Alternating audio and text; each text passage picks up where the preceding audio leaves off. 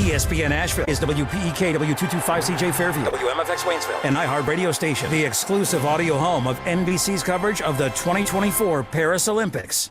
Now, your chance to win $1,000. Just enter this nationwide keyword on our website, PAY. That's PAY. Enter it now. Log on now to ESPNAVL.com. Live from the Ingles studio. I can't wait to play with myself every day. The Sportsocracy. Damn the devil to hell! Let the big dog see! Let him on the field! Come get you some of this. Fire them cannons! By golly, put more powder in those things. He couldn't take any more disappointment. Oh, my God. The Jets killed him.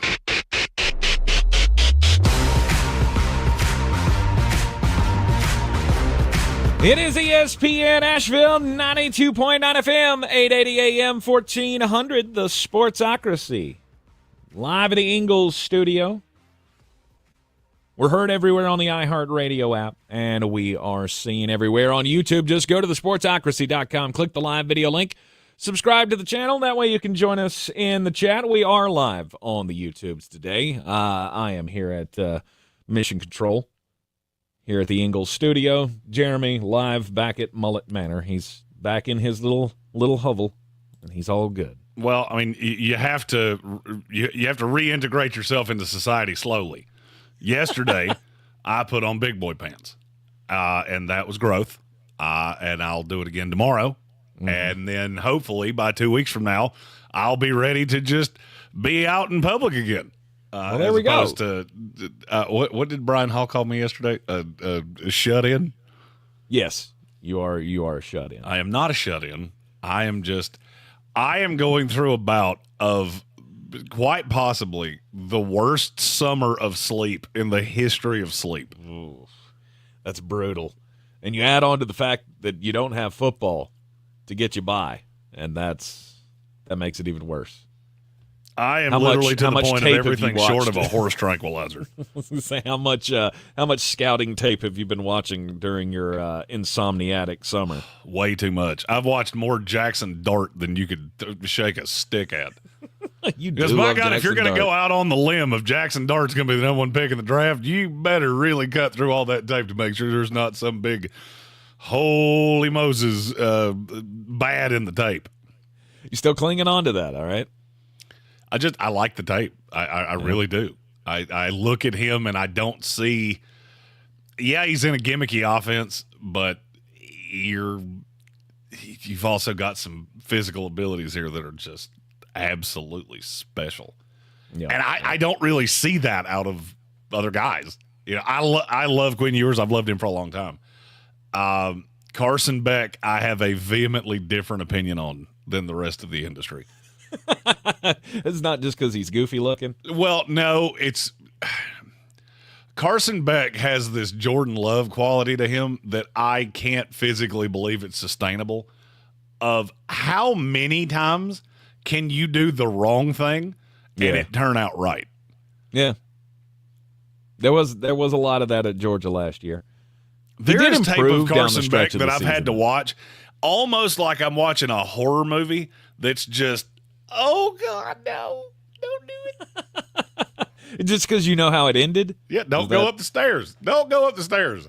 Yeah. Run out the front door. Get a chainsaw. Do whatever you got to do. Just don't run upstairs and hide in the closet. I mean, Carson Beck, to me, to be honest with you, from a Georgia fan's perspective, he's very – I see him very Baker Mayfield-y.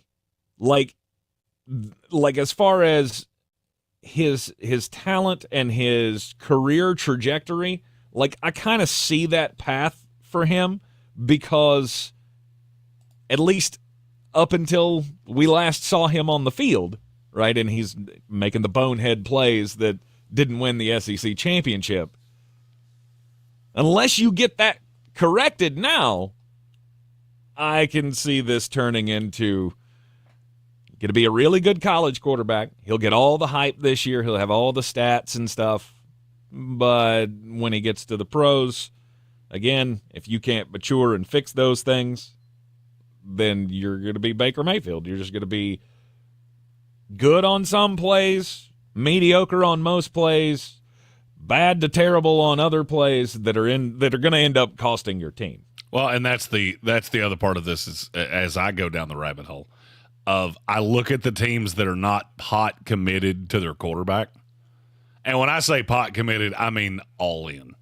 Mm-hmm. Because 3/4 of the league is all in on a quarterback.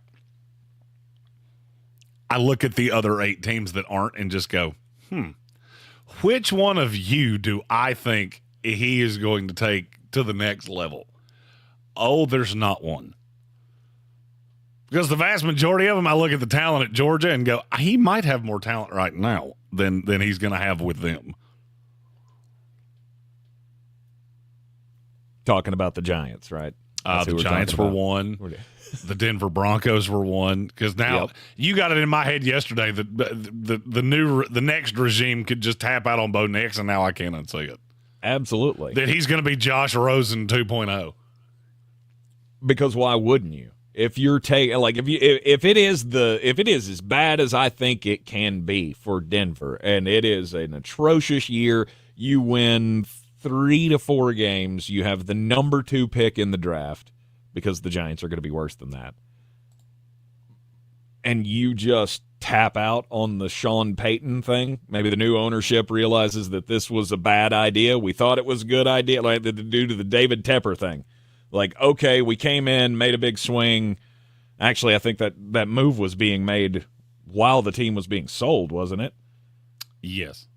So the new ownership was kind of in midstream of the Sean Payton thing. So I don't even know how pot committed they would be to the Sean Payton experience. Well, right now, you're in it. The Waltons hired Sean Payton. Did they? The sale was not completely finalized, but they were the managing partners. Okay, but there again, maybe 2 years in, you figure out, okay, this is not going to work. We thought it would. We thought that it was a good idea to bring Sean Payton into the fold, and it just hasn't gone this way, and we can't keep doing this. We don't see any path for this getting better, especially if he's ends the season with the 3 or 4 wins and maintains that Bo Nix is his quarterback. And we can all see that that's not the case, right? This is another like Daniel Jones situation. Maybe the coach does believe in him that's there and drafted him, but nobody else believes in him. So we're starting this over. Why would I stick with Bo Nix? The damage is already done. I've already wasted the pick. Much like the Atlanta situation. There's nothing I can do now. I've done wasted a top 8 pick. So why would I feel committed to Bo Nix? Well, I also and now look, I do need to preface this with I do not think that Sean Payton's regime is as on thin ice as you do. Mm-hmm. I mean, look, the list of coaches that got 2 years is not real deep, and most of them do not have the pedigree of Sean Payton. So I agree with that. I don't think it's going to go well. I don't think it's going to go that badly. Because in my own head, they'd have to go like 1-16. For you to move off the amount of money that you're going to owe him, the draft capital, all of the things you did to get Sean Payton, it could go down as equally of bad a transaction as trading for Russell Wilson was. Mm-hmm. I'm not sure anybody can withstand 2 of those in 4 years. They're billionaires. They can withstand anything. No. I'm not talking about they're going to go broke. I'm talking about how the perception. How does that next interview go? All right, you fired Sean Payton after 2 years, and now you're talking to the offensive coordinator of the Miami Dolphins, telling him, no, we will give you all the latitude you need. I don't believe you. Or trying to promise Ben Johnson that this is the place that he needs to start his head coaching career. See, that's the thing that people don't ever think about is this is not all in a vacuum. Yeah, the Denver thing this year is going to go poorly. I'll be honest with you, I think they already know that. I think from top to bottom in that organization, they already know that. The problem is, what do you do afterwards? And it would have to not just be bad. It would have to be completely incompetent. Mm-hmm. which then that would take one of the teams out of the quarterback derby next year. And I don't know how much you've looked around, but there are a lot of high-end, and I shouldn't say high-end, there are a lot of higher-priced veterans that are going to be available and a lot of young guys. Okay. Give me the picture here. Who's available? You got Dak. Yep. And then? Oh, in terms of free agents? Yeah, as far as who's going to be available for the derby of 8 teams. We've got Dak is the number one, obviously the number one off the top of your head. Yes. Then you get into, you asked me a question that I was in no way prepared to answer. You brought it up, so I figured you would know it off the top of your head. Nope. So I apologize for throwing you under the bus like that. Which you did. Just I try not to do that from time to time, but sometimes you miss. Swing and a miss. We're talking about Denver. Vegas has to be on this list. You're more convinced of that than I am, but they are on the list for me. Yes, they have to be on the list. At least as far as right now. Now, this year goes a different way, then okay. But right now, if it was all up, yeah, we're definitely interested. We'll listen. We may not go out on a limb and spend $70 million on a quarterback to replace Aiden O'Connell, but we are going to be interested. Problem is, I don't think you won't be like bad enough to be at the top of the draft next year. I would tend to agree with that. I mean, they'll be probably in the same kind of position that they were this year. Weren't they picking 9th or something this year? They were 12. They were 12. So I'd see them being about in that same window next year. Okay, now I am prepared to answer the question that you asked me. Dak Prescott, Tua Tagovailoa, Jordan Love are that's the top 3.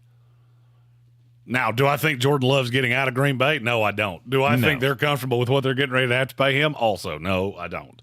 No. I find it really funny that the 3 highest priced veterans, the big dogs in this quarterback class, they're all 3 the same guy. It really boils down to, we know you're good. We don't know if you're as good as you think you are. And what is that? And what does that cost? With Jordan Love, if you do it before the year, and I'm just, I know people think I'm a Jordan Love hater. I want you to think about something. If Green Bay felt really comfortable that he was the quarterback of the future, do you not think they would have extended him at some point this year? Do you not think at some point they would have gone, hey, you know what? Maybe we should get this deal done because it's getting more expensive by the hour. Yeah. Meanwhile, Green Bay went, but also, nope, we're good. Right, but also would I not CYA? I'm just waiting to see. Because he's that kind of player. He's the kind of scenarios player that would be true. The problem is that you've got 3 lame duck quarterbacks. None of these situations are tenable because you have lame duck quarterbacks. I just look around the league. How often does this happen? Kirk Cousins last year was one of the first ones I could think of in the last 10 years. We got 3. 3 at the same time. And 2 of them I can practically promise you are not going to get done before this year starts. Jordan Love's still the wild card in that because Green Bay could surprise me because they do that sometimes. Mm-hmm. But this is what happens when the price goes up, right? When the price becomes so much and you're spending, what was it, like 25% of the cap on a quarterback in some cases? Yeah, I'm not I'm waiting. I'm just, because I want to get you at what you're worth and not what I think you're worth or what I think you're going to be worth. Well, and it's intriguing to me that you said that way. Mm-hmm. Because I don't just think it's that the money went up. Something's happened over the last handful of years, and we've touched on this. I've started looking into the future of, and I'm not going all the way high school seniors or anything like that. I'm just looking at what's coming down the pipeline, and I think that actually has more to do with this than the money does. Obviously, the two things are intertwined. Mm-hmm. But if there was nobody on the horizon you could replace these guys with, they could name their price. Dallas Cowboys, if it was Dak Prescott or Trey Lance, well, it looks like we're going to pay Dak whatever he wants. But as long as you've got dollar scratchers coming down the line, especially at the rate that we have them, I mean, you're getting 5, and I'm remiss to say legit quarterback prospects, because I don't think legit is the word I'm really looking for. I at least get where you could fall in love with this. Mm-hmm. NFL teams chasing quarterbacks are a lot like 17-year-old boys chasing 17-year-old girls. We can look past a lot of red flags just on the off chance that, stuff could happen.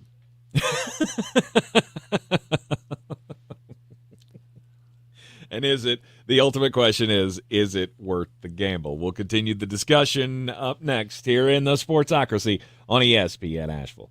Here's a tip from iHeartRadio Earth on Clear and water this summer. One broken or missing piece in your in-ground sprinkler system can waste as much as 1,000 gallons of water per week.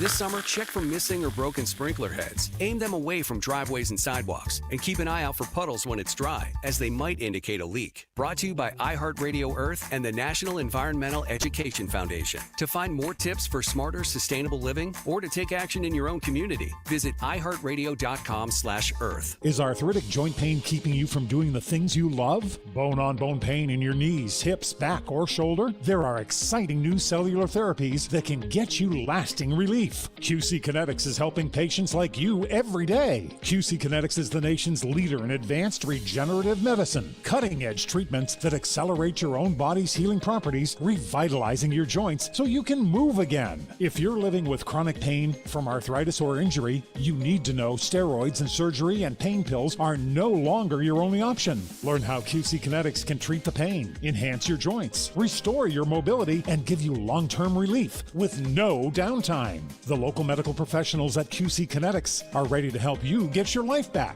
with regenerative, restorative cellular treatments for your achy joints. In Asheville and in Greenville, call for a free consultation now. 828-333-9517. 828-333-9517. 828-333-9517. Summer's greatest hits are going on now. And Macy's one-day sale has summer's greatest savings. Shop limited-time specials like 40 to 60% off everything for this weekend's Backyard Bash. From the Cellar Barbecue, Henkel's, and Tupperware. 40 to 70% off fine jewelry from Effie, Levion, and more. And 30 to 55% off bras, pajamas, and more basics. Don't wait. Our one-day sale ends Wednesday night at Macy's. Savings off already reduced prices. Exclusions apply. This summer, Dale's Pale Ale salutes freedom. Freedom in fabric, or the fabric of freedom. Denim Dale's available for a limited time in the blue jean box. Dale's salutes everyone who works hard, plays hard, and relaxes hard. Life's more than about what you pack in your dinner. Though we're packing beer, so we win. Seize the Dales. Unwind in style with a cool breeze up the jorts. Just look for the beer in the blue jean box. Now's the time to get in the driver's seat of your career. Ingalls Markets is looking for new regional drivers to join our Lando Sky Distributors fleet. Begin earning paid time off on your first day. Our drivers average $80,000 per year and they're home every week. Lando Sky offers excellent pay, full benefits, and 401k matching. No experience? Apply for our driver trainee program. Visit inglescareers.com to know more. That's inglescareers.com. If you're looking to buy, sell, or invest in real estate in the mountains, you need to call the agents at Clarissa Sells WNC, brokered by eXp Realty. Check us out online at clarissasellswnc.com. Download our free app on Google Play or the App Store. Type in Asheville Home Search. You'll be able to connect with our team and see all the available homes for sale in our area. For more information, contact us today at 828-774-6343 or clarissasellswnc@gmail.com. The Sportsocracy. Pull up your pants, take off the bra, and be a man. Back in the Sportsocracy on ESPN Asheville. I'm Tank Spencer. Jeremy Greene is live at Mullet Manor, and I just love it when a topic just blossoms right in front of your eyes. It's like, watching the sunrise on a beach somewhere, which I hope to be doing at some point next week. We shall see. I already did my version of that, so you're leaving me to do the the last minute tour fixins. So yes, I will indeed. spend more time in the studio you're sitting in while you're gone than I have spent in the last 2 months. Of course, once I leave, he decides to come to work. Well, once you leave, I actually have to do things, which is it's unfortunate. I don't really enjoy it, but I will do it if I have to. Yeah. So next week we will have a show Monday. We'll have a YouTube-only show on Tuesday for the special release of the EA game. Of which I saw the gameplay trailer with Donovan Edwards yesterday. Got you all excited. You may not see me. I may just – you think I'm a shut-in now? Give me college football to play for a week. And that's the thing. I'll play it to death for a week. Mm-hmm. And then it'll be, well, that was fun. That was fun. And now I'll play it occasionally. Well, that's the problem with being an adult. Like, I've seen so many people say, oh, y'all are so excited for this game. Apparently, y'all forgot you're adults. Well, look, we can get excited for it for a minute or two, right? For a couple of weekends, we can be really excited and devote ourselves to it. We know we got to get back to normal life at some point. That's why y'all should have been having kids in your late teens like I was, because now I'm a full-grown adult child. All you people that tell me, I had my first kid at 42. What in the world are you doing? Yeah, I wouldn't do that. At my age, I can sit around and play video games. I should be taking way more naps than I'm taking. I should be sleeping way more than I'm sleeping. Chasing around no shot of that. Although the good thing about having this game out, and having 10 years passed since the last one, is that now I have teenagers, and so maybe I can get them interested in letting me kick their tails every day of that game. I was about to say, the first time you lose to your son will be a bad day. I mean, I'll let him win every now and then. So you're nicer than me. I am. You got to let him win every once in a while. No, you don't. This is a great lesson on life. You come into the Thunderdome, you get what you get. Right. Be careful who you smart off to there, Junior. It's 117-6. What now? Now, I have more often than not, I make him rage quit in the first quarter. Sometimes I'll let him hang around. Just let's see if he can make it through a whole game. And then one time I let him come back on me. I let him score like 3 times in the fourth quarter, and my wife looked at me and she goes, "You let him do that, didn't you?" I went, of course I did. Of course I did. I mean, I don't want to completely crush the kid's soul every day. Yeah, my corner went and got a hot dog as he was running a 9 route. What do you think? Right. My corner's in the crowd. I physically couldn't get him any further off the field. I was just running what is that? The Max 8 or whatever, the Engage 8. Yeah, the Engage 8. All in the just everybody go. I got 2 corners, 1-on-1. Let's see what you can do, kid. You really want to get cute? Run the punt return team out there. We're playing man on the outside, but you're going to have somebody running wide open down the middle, and it's you and the kick returner. That's all I got. All right. So before the break there, Jeremy, we were talking about quarterbacks and the decisions that have to be made and where we're going to be at next offseason. And when it comes down to paying big money for these guys that we've debated, are they worth the money? Jordan Love and Tua and Dak, they all think, and I think are perceived by some to be in that big money category. That $60 million figure keeps getting thrown around when we hear the national shows talk about Dak Prescott. It's not going any other way. He will get big money. So when the Dallas Cowboys have to make the decision of, are we giving him $60 million, or do we let Tennessee do that if they don't, fall in love with Will Levis this year or whatever? Is it worth the risk?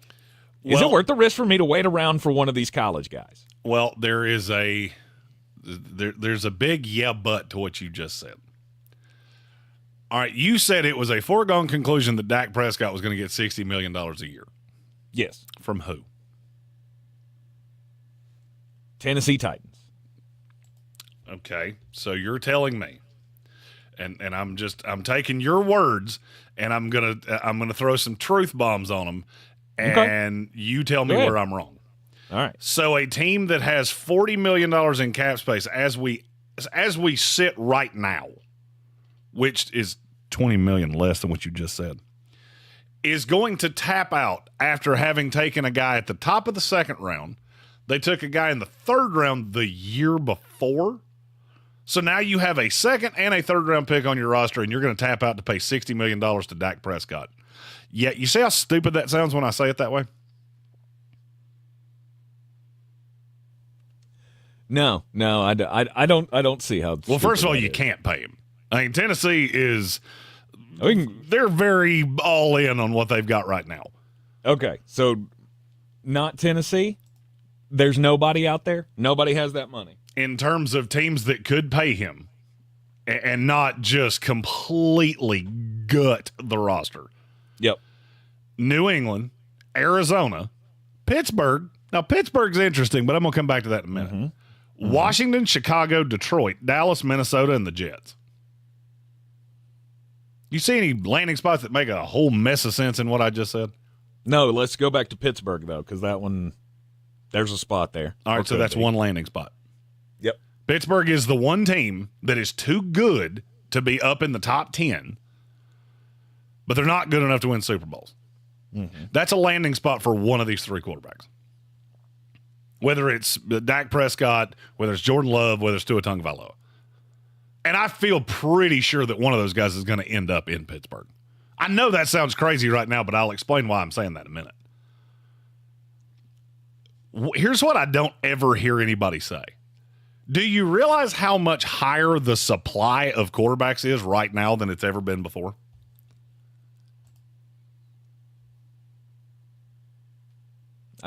Yeah, sure.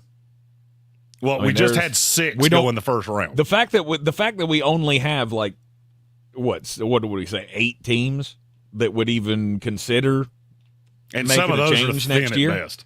Right. That tells you right there that there aren't very many landing spots. Yeah, because the supply has gone through the roof. I went back to all the way back to the 2017 draft. How many times in 17, 18, 19, 20, 21, 22, 23, 24, 8 years, how many times did we not have 4 quarterbacks go in the first 2 rounds? First 2 rounds, not in the first round. I don't know. It was once. It was 2022, and that was the worst quarterback class I've ever seen. Ever. If that hadn't been an absolute nightmare because you had so many guys come out the year before and so many that had early stepped into roles like Bryce Young, like C.J. Stroud, like Anthony Richardson, like Will Levis, they were sophomores. They couldn't come out. You just hit a big dead spot in 1 year. If it wasn't for that, you wouldn't have 8 landing spots. You'd have 3. If you had had a year like you just had, you would still have 3, 4, or 5 more teams that were already pot committed to a quarterback that wasn't Kenny Pickett or Desmond Ridder or Malik Willis. Notice that all the teams that picked quarterbacks right there, those are the ones that still need them. Now, I went back 10 years before that. How many times did you have 4 quarterbacks go in the first 4 rounds in the 10 years directly preceding to that? I don't know. How many? It was 4 of 10. 4 of 10. We've done it 7 out of 8 years. And now there's a very specific reason for that. When you start paying quarterbacks big boy money, which we've been doing for a long time, the $50, $60 million, that's new. It was in the, 30s just a handful of years ago? Yep. Yeah, that was about 8 years ago, right? Yep. Weird. That's when all of a sudden high-end quarterback prospects started just falling out of the woodwork. Weird. That's also when you couldn't hardly find a running back that was worth drafting in the first round. High-end wide receivers multiplied. Number of tight ends multiplied. Number of corners fell through the floor. You know, that feels like something that's intertwined. Of now, you got high school coaches that are looking at the best player on the field going, quarterback. Does it strike you as strange that quarterbacks are 10 times more athletic than they've ever been before? Oh, but that's because the game changed. Is it because the game changed or is it because the player changed? Is it possible that the reason that we're doing all of these things and the game has progressed the way it's progressed is because you're getting a different kind of athlete playing quarterback? Yeah. The days of the statue have gone the way of the old dodo bird. Right. But that's the game changing. That's that segment of it. Of the game has changed so much that we're using mobile quarterbacks now. So many schemes are predicated upon a mobile quarterback. Why? So you have to have the best athlete on the field. Why? Playing the quarterback. But you're doing this in the reverse context of how I hear everybody else do this. Oh, well, the game changed. Why did the game change? Because all of a sudden I had a dozen quarterbacks that were running 4.40s. The game didn't change because the quarterback didn't change because the game changed. The game changed because the quarterback changed. Lamar Jackson would have been a running back 15 years ago, period. The difference is a guy like that comes out of Miami. He's a ballyhooed recruit, goes to Louisville because a lot of higher-end programs didn't want a running quarterback. And he goes and wins a Heisman.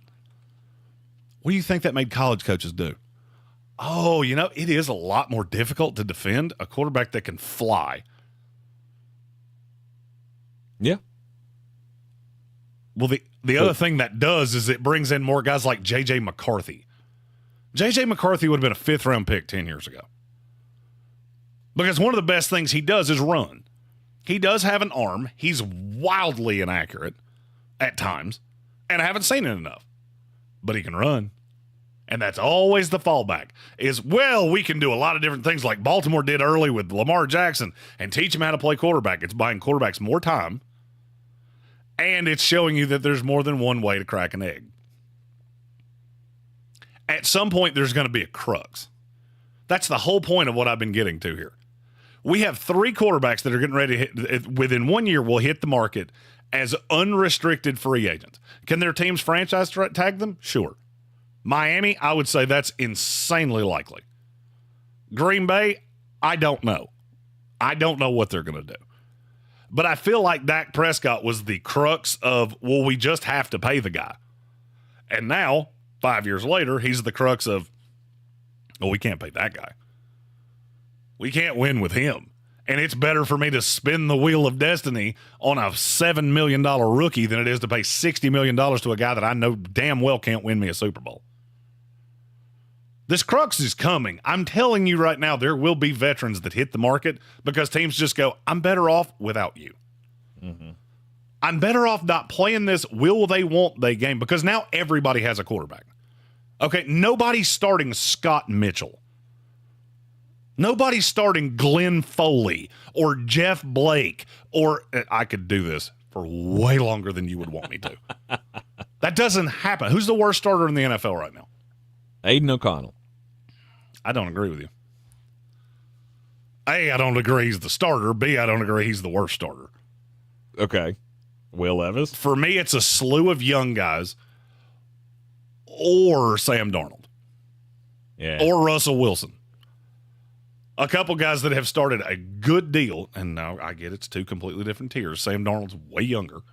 Mm-hmm. So I've got stopgap veteran or young guy that's still getting a shot. That's considerably better than years and years ago where you would have Elvis Gerbach. I remember a good Baltimore Raven team that started Tony Banks and Elvis Gerbach in back-to-back years. Mm-hmm. That guy doesn't exist in this league anymore. He's the third-string quarterback of the Houston Texans, Case Keenum. That guy used to be a starter in the league because we didn't have 32 quarterbacks. We have 32 quarterbacks now. There are 32 guys in this league, and I would argue there's closer to 45 that could start and win games. Are you going to win Super Bowls? No. No, because that level of the game has changed. You have to have a Pat Mahomes level quarterback to win at the highest level. Because at some point, you've got to beat him. Mm-hmm. At some point, you have to beat Lamar Jackson, who's got an unbelievable front office behind him, a really good coach, and he is a high-end quarterback. At some point, you got to beat Josh Allen, who up into this year has had pretty much the weapons he needed and a really good defense, drafted reasonably well, and had a coach that was fine. But I have an elite quarterback, and you've got to beat him. Which is why I'm telling, and I can't tell you it's this class. I can't tell you that Tua, Jordan Love, Dak Prescott is going to be the class where GMs are willing to go, you know what? You need $60 million? Go find it. Because it's out there. But it ain't going to be from me. No. I was very interested to know if that's going to be Dallas, if that's going to be Miami. I know I have pretty much a good inkling that Green Bay is going to keep Jordan Love. That's with weird. you on that. So, all right, so you have an inkling they're going to keep him. Why have they made no inroads to a new contract? None? None. It has been literally search it. Find where it's even been mentioned. Publicly. It hasn't. Hasn't been mentioned, not one time. Mm-hmm. If they were as sure of Jordan Love as all these Jordan Love jock sniffers that blow up my Twitter feed were, I swear to you that deal would already be done. There's a reason it's not. Yes. Because they view this way more like I do than like you do. Yeah, it's better to wait and see. Okay. All right. So I'm going to use your own words against you. Yeah. Because that completely flies in the face of something you've been saying forever, which, and I have too. The last one to pay loses. It's better. You just said it's better to wait and see. For 5 years now, we've been saying it's not because you had Joe, but that only plays for elite players. If you've got your guy and you know you're keeping him, you know you're gonna have to pay him that market value. That works for wide receivers. You want to be the first. I want to be the first to get my deal done. Like if I'm, in the line of succession of what we just saw with T. Higgins and Jamar Chase and Justin Jefferson and all these big, I want to be the first one. I want to set the bar. But I don't want to set the bar just to set the bar for a dude. And to me, Jordan Love is a dude. But I expect he will trend to at least proving something to the front office where they will keep him around. Oh, I'm not debating that they're going to. You know what I'm saying. I'm not debating that they're going to keep him around. He's still really young, and there's still a lot of tread on the tires, and I don't think he's going to be astronomically expensive. Mm-hmm. If they were so dead sold that he was the guy, this would already be done. Absolutely. Because what you just kept saying was, well, not for a non-elite guy. We did it with Justin Herbert. Name me what he's elite at. I'll wait. Okay. I'm just. Where I'm headed with this is that the market has changed. Because you were one of the most vocal proponents of San Diego. Wow, I hadn't done that in a while. That LA had to sign Justin Herbert at the first inkling to whatever he wanted, fact or fiction. Yes. What's the difference between Justin Herbert and Jordan Love? Honestly, be really honest with yourself. What is the difference? I believe Justin Herbert is more talented, has a better arm, and I've seen him start way more games. Okay, so you've seen him do it more times. Yeah. The results are the exact same. The results are the exact same. What do you mean the exact Between Jordan Love and Justin Herbert. They have proven the exact same thing in the NFL. Ooh, I can throw for yards. Jordan Love actually has a playoff win. Does Justin Herbert? No, I didn't think so. No. But I don't care. You should. You should, because basically you're talking in circles. We had to get Justin Herbert done because, I think he has a better arm, and in 5 years he's never actually proven squat. So now you're stuck with Justin Herbert. Fact or fiction? Fact. There's no getting out of that deal. No, and I'm fine with it. I'm not even concerned. Okay, if you had to bet your house Herbert right now on the most number of games the Chargers win what was that, a 5-year deal? Yeah. That feels, I think it was 5. I if you had to bet your house and you cannot go over, what number are you betting on most wins that a Charger team has with Justin Herbert? I'd probably 10. That's kind of my point. Because would you not bet 10 with Jordan Love too? Yeah. Because I'm not sure I wouldn't go to 11 with Jordan Love. More because I believe in the front office than that I believe in him. Mm-hmm. But at some point you get to this, okay, so every single one of these deals ages like milk. The Dak Prescott deal was not great. Hadn't been great. It's hamstrung the franchise. And we're going to do it again. We're going to do it again in Miami with one of the most expensive rosters in the NFL that is Kate Beckinsale thin outside of the top 10 players on it. Mm-hmm. Also, I'm going to sign Tua Tagovailoa to $50 million. Yeah, I don't buy it. I don't buy any of it. And if you do it, I promise you'll regret it. You very well may. Matthew Hoffman in the YouTube comments says Jordan Love's deal, he's guessing it'll be in the line of 2 years, $35 million. Jordan Love would laugh you out of the room right now at 2 years. Not a chance. Not a chance. It might be 2 years at $35 million a year. A year, yeah. He'd laugh you out of the room. That's the problem. This is, and look, I'm not trying to be an econ professor here, but the most basic tenet of a free a free market system, which is what the NFL is supply and demand. Oh, I'm going to pay Jordan Love. Why am I going to pay Jordan Love? Well, because that's what you do. Why is that what you do? Why is it that I pay Tua Tagovailoa? Name me the instance where this has ever worked. Look at who wins Super Bowls. It's not mediocre quarterback that I paid like a star. And for me, mediocre is everything from 7 down. Because everybody has a starting level quarterback. Some teams have 3. I think the Cleveland Browns right now have 3 of the same quarterback. They're just packaged a little differently. Right. One of them turns it over all the time but has an elite arm. One doesn't really do much of anything at this point. But we know the talent's in there. And then the third one is a journeyman that can come in with an elite roster and win games.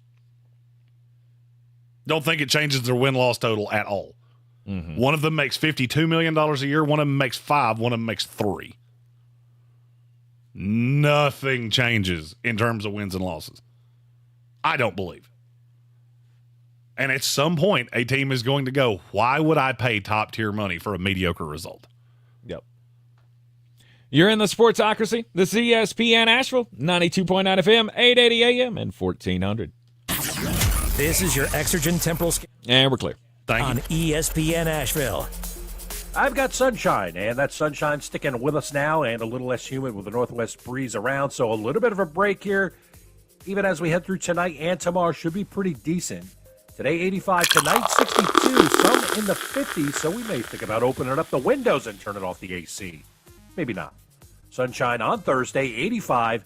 Friday, the showers, thunderstorms, at least a chance of them returns late, high 85. From the Weather Channel, meteorologist Ray Shujik.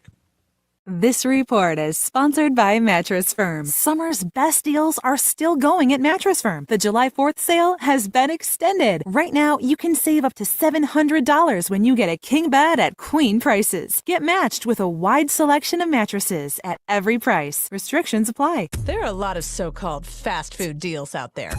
But do any of them have the Wendy's Junior Bacon Cheeseburger, crispy fries, everyone's favorite nugs, and a drink for just $5 like Wendy's Biggie Bag? Nope. And that's why no other deals can be called the Wendy's Biggie Bag. That and a little thing called plagiarism. When the deal is as fresh as the meal, gotta be Wendy's. Gotta be fresh. Includes choice of JBC or crispy chicken sandwich with 4-piece nugs, junior fry, and small soft drink. U.S. price and participation may vary. Prices may be higher in Alaska, Hawaii, and California and via third-party delivery. The countdown is on. iHeartRadio is the exclusive audio home of NBC's coverage of the 2024 Paris Olympics. It's the only way to listen to exclusive NBC play-by-play action of Team USA. Plus NBC's top Olympic moments and Yeah, because we blend way over. Do not my miss mic a was in moment. front of my clock. Yeah, we did. NBC Olympics Radio to stay in the know for all things summer games on the exclusive audio home of NBC's coverage of the 2024 Paris Olympics. iHeartRadio. The innovation you've been waiting for is here. The Big Cheez-It Crunchwrap Supreme and Tostada from Taco Bell. 16 times the size, 16 times the cheesiness, 16 times the innovation. Get one today at participating stores for a limited time while supplies last. Showtime Sports and Mountain Graphics have teamed up under new ownership by an Asheville native to better serve our community with the finest custom apparel and unique branded items at the best price. Showtime Sports and Mountain Graphics can customize whatever you, your team, business, or local group may need through high-quality screen printing, embroidery, and laser engraving right here in Asheville. Free personal delivery within Buncombe County and a reduced delivery fee anywhere in Western North Carolina. Visit ShowtimeSportsAVL.com and MountainGraphicsAVL.com. Your one-stop custom apparel shops. There's a lot of talk about heroes these days. Hey, buddy, you want to go fishing? The folks in the funny outfits with superpowers and spandex. All right, buddy, let me help you. But at Ingalls, we know that a lot of our heroes Now you look like a pro. are a little closer to home. They're the ones who give us what we need for those everyday adventures. That's why we look up to the ones who look out for us. Don't forget your fish food. Catch a big one. Ingalls, See you later, Dad. all the ingredients for family. If cleanliness is next to godliness, look around the car right now. Is that very godly? Look, life comes at you fast, but so does WNC Auto Detailing. They have the tools to make your interior look like it's coming off the showroom floor. You don't believe me? Check them out on Instagram. All that filth and years of stains disappear. WNC Auto Detailing does full interior and exterior details with paint correction, and they do wax and ceramic coatings. Call WNC Auto Detailing at 455-3700. Premium care with a Southern hospitality touch. Boy, you must be outside your mind. The Sportsocracy. Just a bit outside. He tried the corner and missed. We are back in the Sportsocracy on ESPN Asheville, and time to get just a bit outside. And yesterday, Jeremy, I don't know if we brought it up in the outside segment or if this was later in the show that it got brought up, but Arch Manning, he opted into the video game. That's what we talked about yesterday on the program. The portion of the story that we didn't have yesterday was that this is apparently all part of an NIL deal with EA Sports. $50,000 to $60,000 he was paid for that little video that he put out yesterday, or part of his deal with EA Sports. Don't know if it's just that video. There'll probably be more coming with that. But on 3 Sports, Pete Nakos first reported that Manning received $50,000 to $60,000 from the advertisement. Of course, he also gets the $600 for opting into the game and getting a copy of the game, as does every player. And people started losing their minds over this. I told you from the get-go, the whole opting out of the video game was strategic in some manner. I fully believed that. And maybe that's what this was that first off, we'll get people to talk about it because you're opting out, and then just wait because EA is going to come with some money at the end. And here we go. Arch Manning is getting $50,000 to $60,000 to pub the college football 25 game that releases next Tuesday. Early release. Oh, by the way, mine does say the 15th now. Yeah. You asked me that, and I looked on the app, but I didn't look on my PlayStation itself until I played it last night. Mm-hmm. So basically, I'm just going to sit in the living room on the 15th until it says download now. Okay, I'll do what you told me to. Yes, and as soon as it's ready to download, and maybe that's the thing that you could download it on the 15th, but it won't be able to play till the 16th. I don't know. Anyway, maybe I don't know. Frankly, I don't care if it lets me just play Washington and Michigan over and over again. I'll play it 20 times. We're only going to give you access to replay last year's championship game. Did you see the list of top quarterbacks came out? No, I did not. There are 8 quarterbacks that are 90s or better. How many can you name? Okay. Shador. He is the number 1 in the game at 93. Okay. And which is insane, but moving on. And then there's Carson. He is also a 93. And then... Heck, who else do we have? Where's Jackson Dart? Is he a 90? He's a 90. EA agrees with me. Okay. All right. Quinn Ewers. 92. You've hit 4 of the 8. It's about to get significantly harder. Significantly harder? They didn't put like Will Howard at Ohio State in there, did they? Good. There's only 2 more that play at big schools. Just give them to me. Dylan Gabriel is a 92 at Oregon, former Oklahoma quarterback. Okay, he's 87 years old. Yes, and he is made of porcelain. Jalen Milroe is a 90. Mm-hmm. Jalen Daniels of Kansas and Caden Salter of Liberty are also 90s. Who? Caden Salter? Caden Salter. He's the kid I pointed out to you that wears the dark helmet. Like he wears that helmet that's got the front padding in the front that makes it look like he's wearing a bicycle helmet. Yeah. He is really good. That good? Okay. That also guarantees that my first dynasty will probably start with Liberty, and I will hurt your feelings. You can put Liberty in the SEC? Me and the fighting Jerry Falwells are going to the Sun Belt, and we are going to hurt some feelings. Okay. All right. Caden Salter. Yeah. During my story, Google Caden Salter, KAIDON SALTER. Mm-hmm. You'll see what I'm talking about with the helmet. I pointed this out to you last year. I can't believe you don't remember it. But speaking of college football and speaking of money. Okay, yeah, there it is. A story just came out that might be a little unsettling for certain teams that just moved conferences. The USA Today has obtained some documents about how the Big 12 filled out their roster of teams.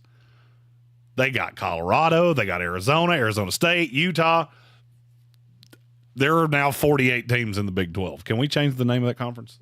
There's not 12 teams in it anymore. They paid one school. Colorado got a $2.5 million signing bonus to join the Big 12. And the strategy was very basic. All we have to do is start the snowball rolling downhill, and the rest of you will get eaten alive by it. And they did. I am dumbfounded that Colorado would be the school that you started with. But why? Because Arizona and Utah are both way better gets. Arizona State, football wise, yes, but publicity wise, Colorado's the thing. Okay, so you paid for Colorado for what, the 1 or 2 more years that you have a Deion Sanders?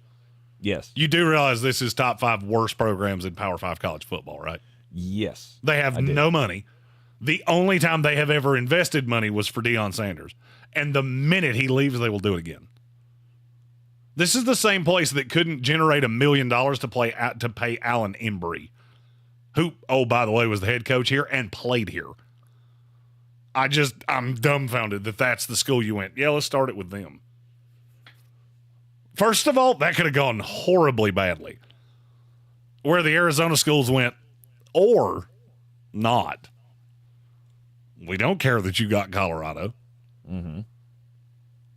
Now, they could have done that with Colorado, could have done the same thing with Arizona. I don't think they would have. But it's an interesting strategy, and I was a little surprised at who they started it with. Yeah. Meanwhile, they offered Washington State and Oregon State $50,000 to lose their number. Stop calling me. We don't want you. We don't want you. Whatever you're selling, we're not interested. Any other time it wouldn't make sense. But the fact that Colorado popped so big last year and currently owns a great portion of the news cycle with Deion, then yeah, that makes sense. I'm not saying that historically speaking you should do it, but as far as branding, I guess for the moment I would take them over Utah. I don't know that Utah's ever been sexy. At least Colorado's been sexy once.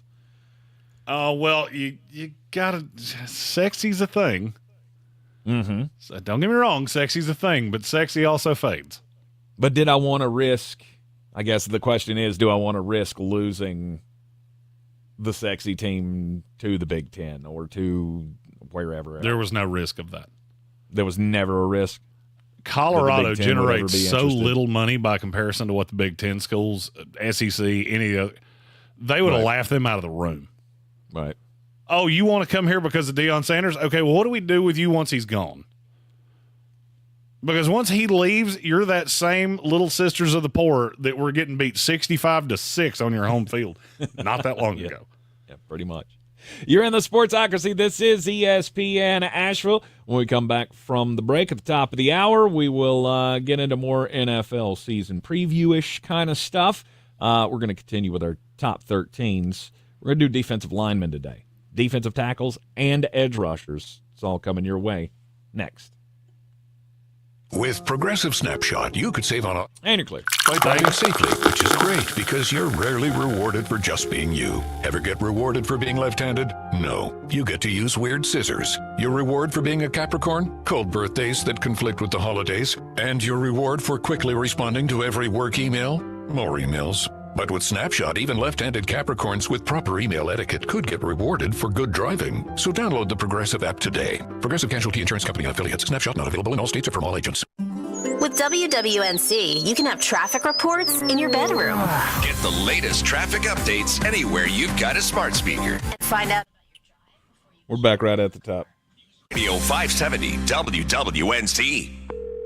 Thanks for calling Discover. This is Diego. Hi, Diego. It's Jennifer Coolidge. You know, I just want to say your cashback match makes me feel so special. It really inspired me. That's great. Doubling the cashback you've earned at the end of your first year is what we do. Well, I'm doubling everything now. Double dating, double dipping, double feature, double header, double whammy. You know, basically double or nothing. You earn, we match. Discover Cashback Match. See terms at discover.com/creditcard.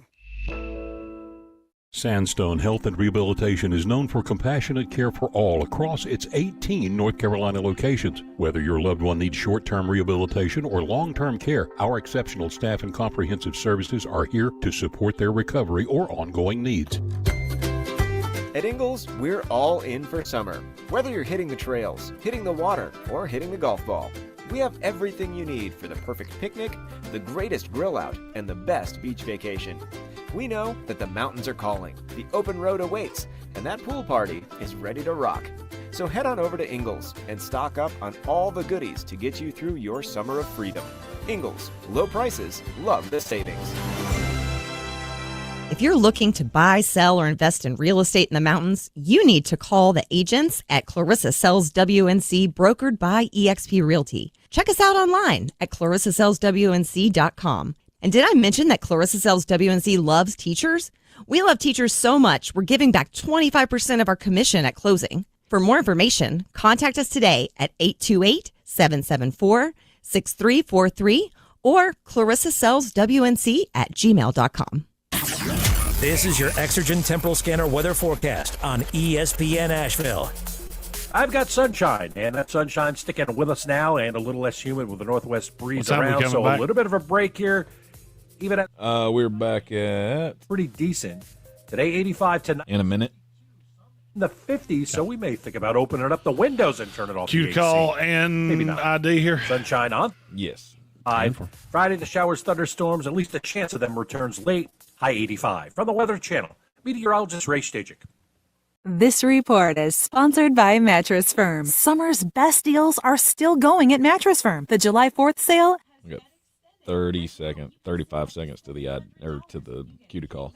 Queen prices. Get matched with a wide selection of mattresses at every price. Restrictions apply. Zero Res Carpet and Air Duct Cleaning's hottest summer sale is going on now. 15% off all cleaning services. Mention ESPN Asheville and you'll get 15% off your next service. Use promo code Summer Sale when scheduling online at ZeroResAsheville.com. ESPN Asheville is WPEK W225CJ Fairview, WMFX Waynesville, an iHeart radio station, the exclusive audio home of NBC's coverage of the 2024 Paris Olympics.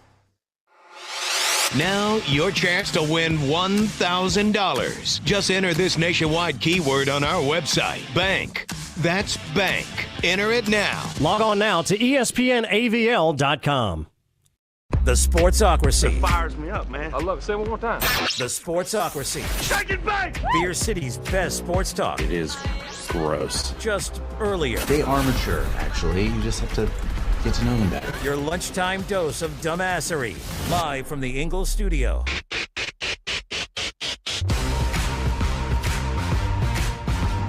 It is ESPN Asheville. This is the Sportsocracy, and we are live. 92.9 FM, 880 AM, and 1400. We are seen everywhere on YouTube. Go to thesportsocracy.com, click the live video link, subscribe to the channel. That way you can join us in the chat. It's your comments on the best defensive lineman in the NFL for 2024. Playing off of the position rankings that continue to be thrown out by the mothership. Defensive tackles and edge rushers over the next 2 hours of the program here, as we all just cling to some kind of hope that football is going to be right around the corner. We've got the college football game coming out next week, so that'll eat up a little part of the summer here. And then that's really the only solace. That'll take us right into camp. We'll play the college football game until camp starts, and then back at it again. And then right back at it again for the regular season. Jeremy, defensive tackles. Let's start there. Your top defensive tackle in the league is who? Now with Aaron Donald gone, Chris Jones is the far and away one? Or maybe not. Oh, no. Or maybe not. No. Really? My number one's Quinnen Williams. You can call me a homer. You can say whatever you want to. There's one defensive tackle in the NFL that finished top 10 in run defense and pass rush last year, and his name is Quinnen Williams. Yep. I'll tell you this straight up. If it was for 1 year, I would not trade Quinnen Williams for Chris Jones. I would do it the other way. You would trade. I would trade Chris Jones for Quinnen Williams in a heartbeat. Okay. And would not even think about it. Okay. And the sheer fact that somebody that votes in this ESPN poll had Quinnen at 8, you should have lost your vote instantaneously. Woo. Because you are a moron. That is not good. I just want to know what 7 you had ahead of him. Like, did you put DeForest Buckner ahead of him? Because if you did, moron. How much did you have to put your thumb on the scale there to put Derek Brown ahead of him? And I like Derek Brown, but he doesn't. There are a handful of guys I would listen to. I don't agree with you, but there are about 7 guys that you could make a case for them being 3. To me, 1 and 2 are clear. Quinnen's 1. I don't think it's all that close.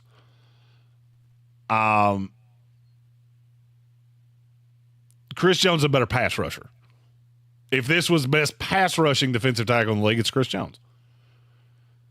The question is, who is the NFL's best defensive tackle? And for me, it's Quinnen Williams. Mm-hmm. Quinnen Williams is the more complete player because he does both well. He is the run. He is elite at stopping the run, and he can also rush the passer. To me, I mean, would you like to hear the list of defensive tackles in the NFL that were better against the run last year than Quinnen Williams? Yes. Would you like to hear it again? That's it. Because he was one of one, and it wasn't really all that close. I just think he's special. I mean, for me, as a Jet fan, I spent 30 years upset that we didn't take Warren Sapp, and now I feel like we have Warren Sapp. Because that's what I feel like Quinnen Williams is. He is a complete top-to-bottom defensive tackle that is as good as anybody in this league. And that is some heady company that you're putting him in with. But I see it. I was about to say, did you disagree with anything I just said? I don't disagree with it. Of course, when you mention putting anybody in the same category as the quarterback killer, then you have to I have to take a step back.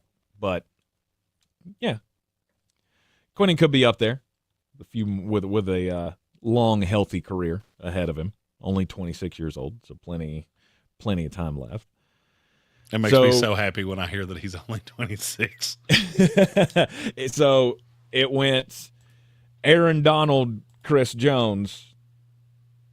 Now after last year, you've got Quinnen Williams jumping Chris Jones, and Chris staying at number 2 in the league. And look, he is as good as they come as an interior pass rusher. I would be remiss if I didn't point out that the snap total is going to start coming down. He's 30 years old now. He doesn't hold up all that well against the run. And if you look at the way they've built this roster, it's pretty obvious that they're going to start trying to do the shuttle thing that the Jets do. Because, look, I'm going to be 100% honest with you. If you put Quinnen in Kansas City and Chris Jones in New York, I'd probably feel the same way. And I'll tell you why. Last year, Chris Jones played 947 snaps on a team that was way better offensively.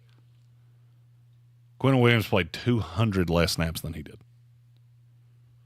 He's fresh all the time. Mm-hmm. And I think if you look up and down the league, this is an imitation league. And you're seeing a lot of teams that are really stacking defensive lines. So I think this year Chris Jones' snap count actually goes down and his production may go up. Okay.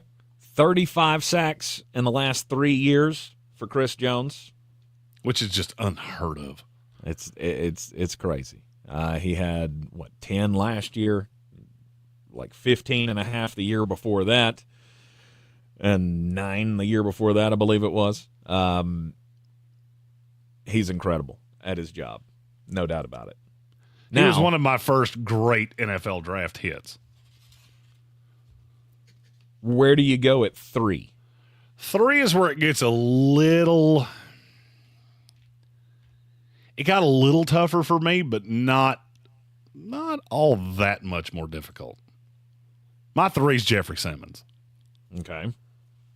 He's been here forever for me.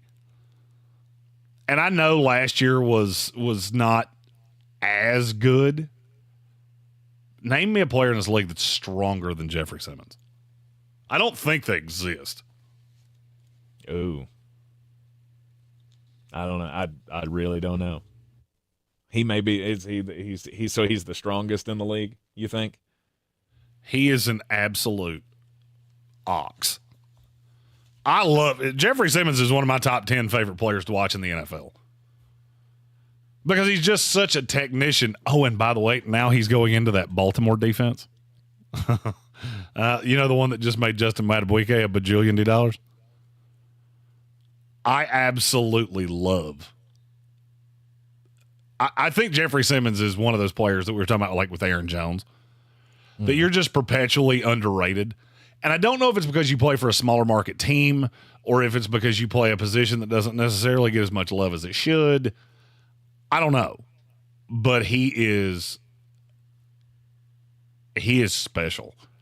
And even a dip in play, which he has had for, I don't want to say 2 full years. Basically a year and a half. Mm-hmm. Well, I mean, he was hurt the previous year, was he not? He got hurt last year, too. And that could be taking a toll. I could be giving him a career achievement award. I don't think that I am. I think he is still better than all of the guys that I would line up here. By the way, let's play a fun game. How old is Jeffrey Simmons? I want to see if you do the same thing I did. He's 27-ish, somewhere in there? 26. 26. Okay. He'll be 27 in 2 weeks, so you basically got that right the first time. All right. I feel like he's been in the NFL for about 70 years.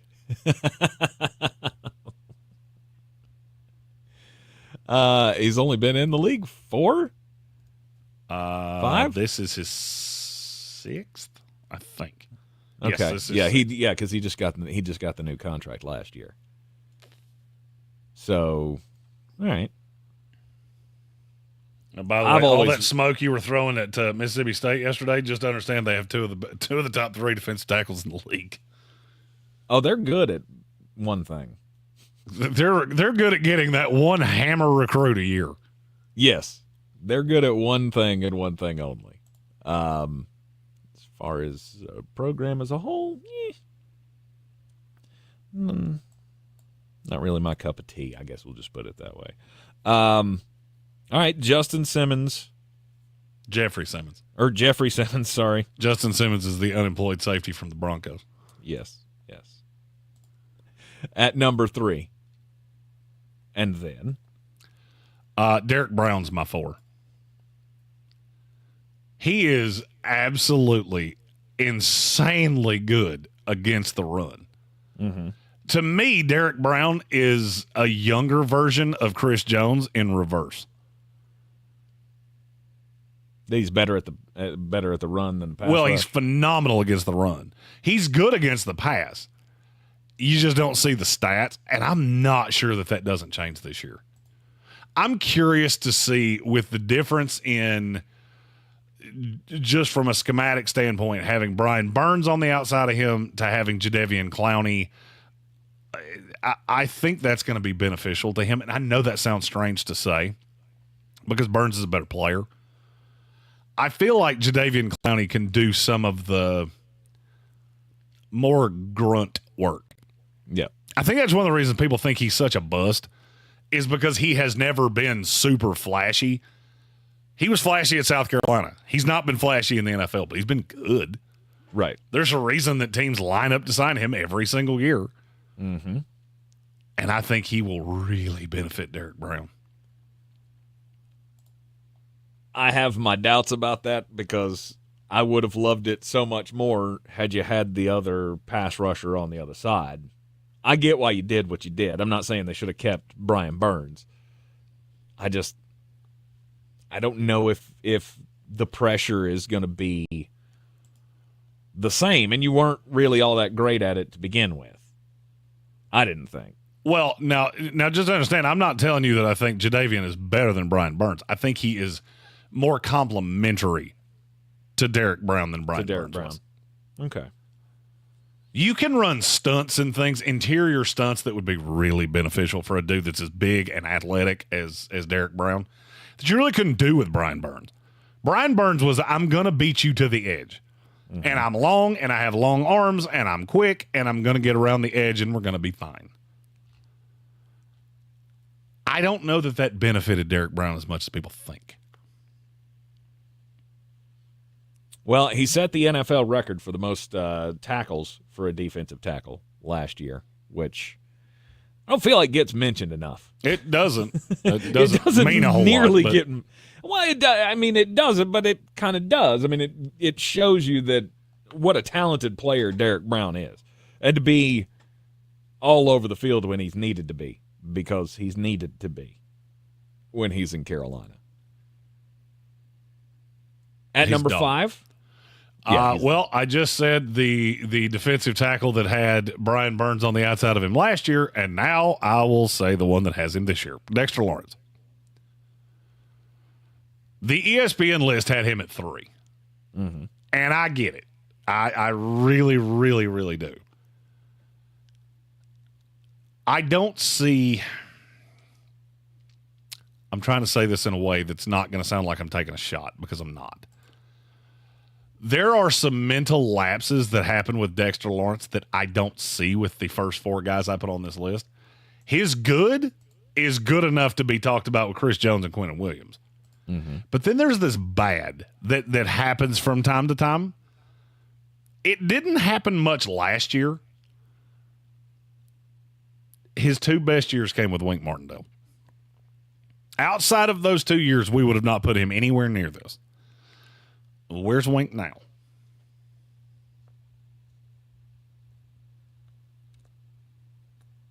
Was that a rhetorical question? Or? Oh, he's at Michigan, which is not where Dexter Lawrence is. Okay. I think you're going to see a regression. Look, the way that, at least the way I do these lists is exactly like what I said with Quentin Williams and Chris Jones.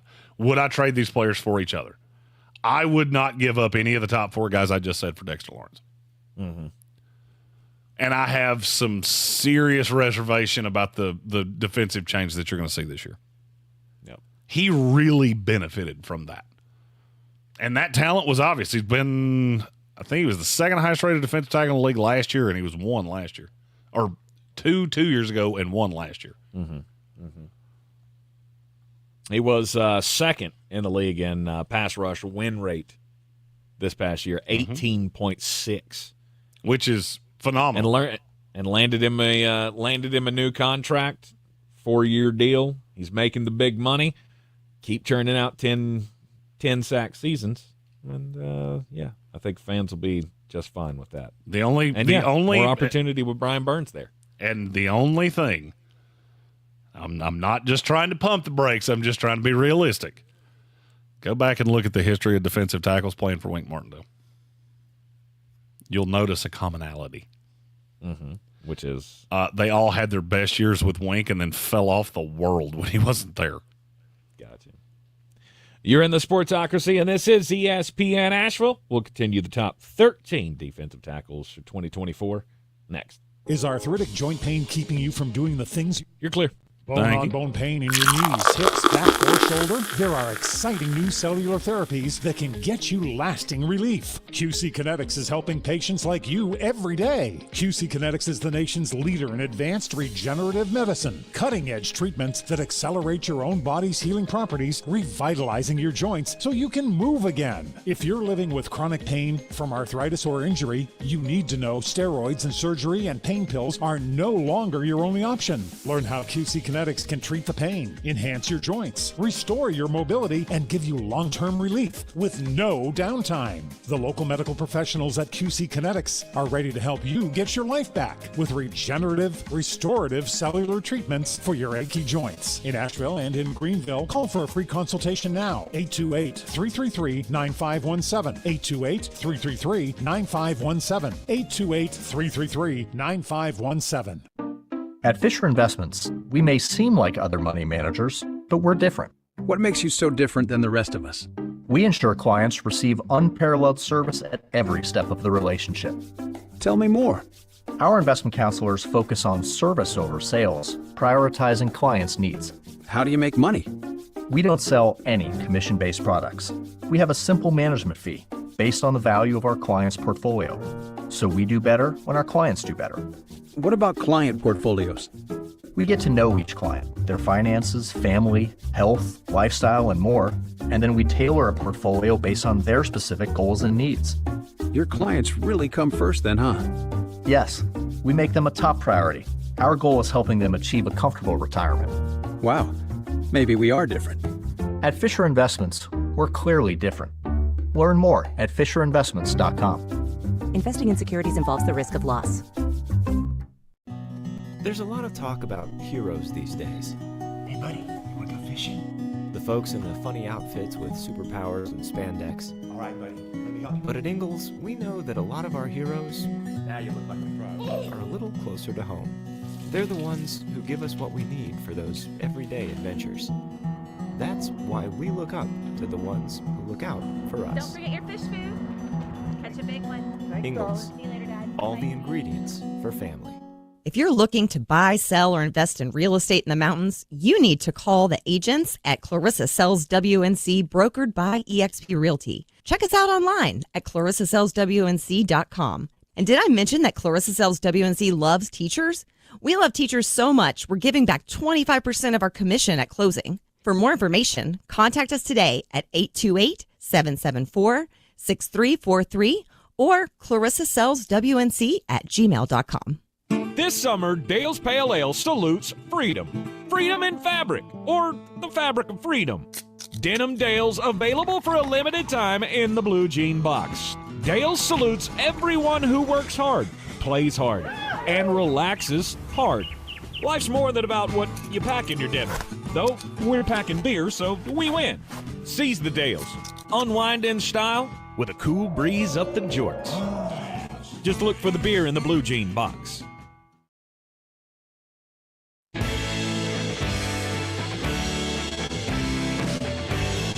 The Sportsocracy. You're just dumber than a bag of hammers. It is the Sportsocracy, and we are live. Well, I am live from the Ingalls studio.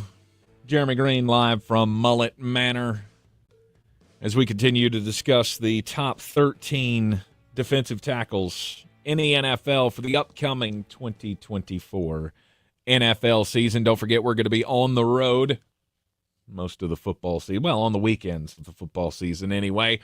Bringing you as close to the sights and sounds of the best games across the Southeast with the Living the Dream Tour, brought to you by Ingalls Supermarkets, our good friends at Parks Ford Hendersonville that have been kind enough to lend us a mobile studio for, and I think it's as big as my house. I know it's as big as my office. It's definitely as big as your office. I'm gonna go downstairs and do the show from the truck one day. Like it'll be from the driveway of Mullet Manor.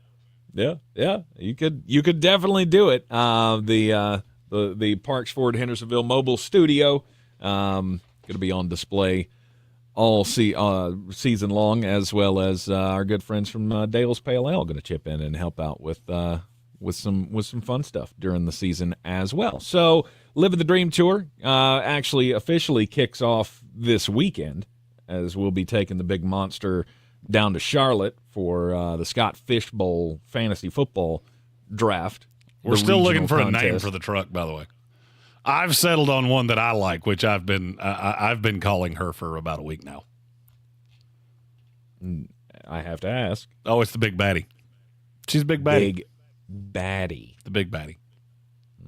She bad. It feels like my opportunity to tell you don't use that word. You ruined that word. Yeah, you don't get to say that to me. Because that sounded weird coming out of your mouth. Listen here, grown man wearing a baseball jersey. You don't get to tell me what I'm knocking in and out of style. Oh, 100% I do.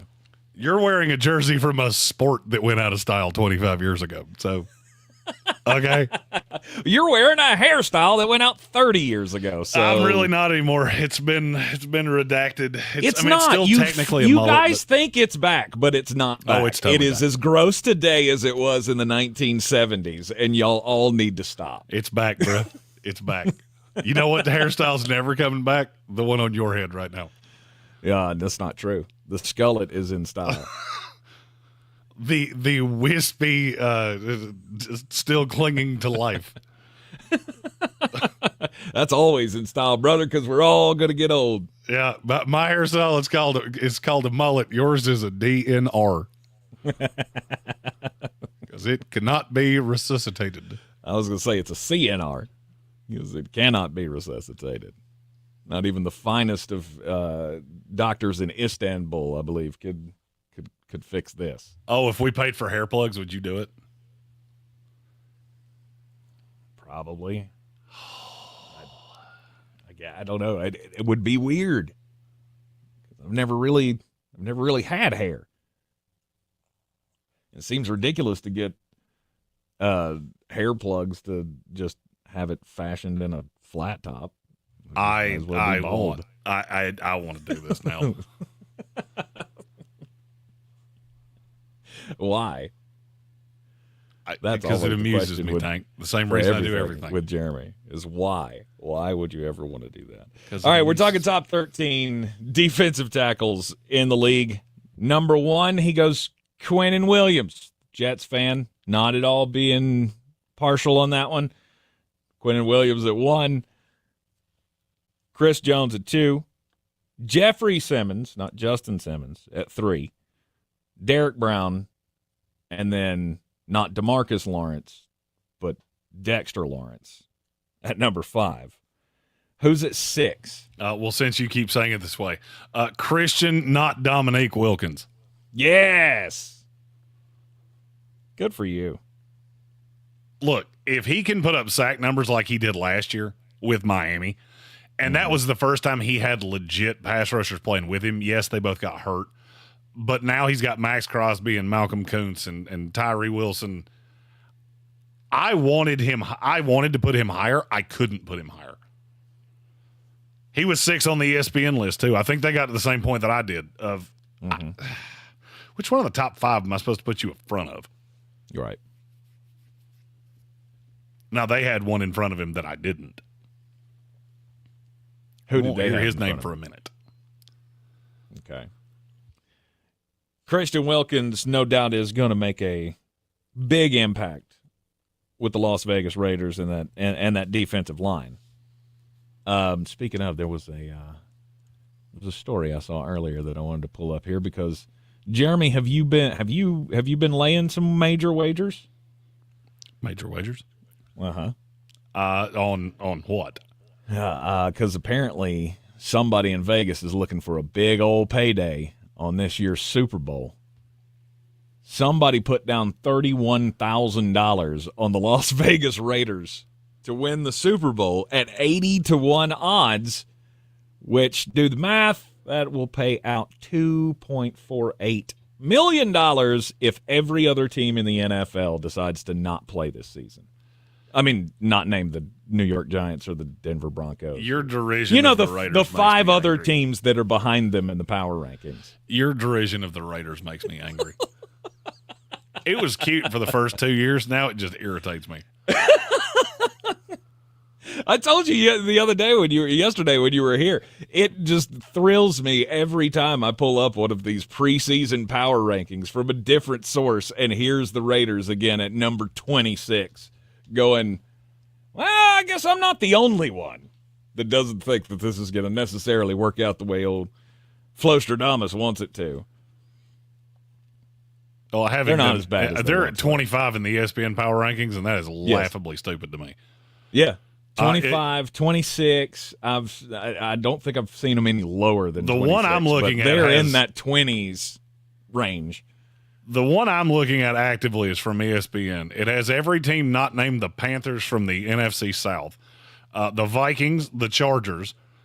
Those are the biggest ones. The Steelers. They're all in front of the Raiders, and everything I just said is dumb. I'm not telling you they should be in the top 12. Right. But 25 is stupid. Mm-hmm. Mm-hmm. I love Christian Wilkins, though. He was one of those that I loved watching him when he was at Clemson, and I loved watching him with the Miami Dolphins. It was cool to see him finally get some sack numbers last year, and he's in a position now where those I don't know. How do you think, though? Do you think his numbers will improve? Yes. Stay the same? From last year? Yes. Well, he had, 9 sacks last year? Because he can still create the pressure, but he's also got 2 other sack monsters to compete for numbers with, right? Well, I mean, he had his best year with the best talent around him. Now he's going to a better talent pool of pass rushers than he had in Miami. He had 11.5 sacks in his first 4 years. I don't think we're going back to that. Right. So, I mean, look, I love that Raider front, and he's a big part of why. Mm-hmm. And you said you loved watching him at Clemson as a Florida State fan. I hated watching him at Clemson. God, because he terrorized Florida State quarterbacks. Yeah.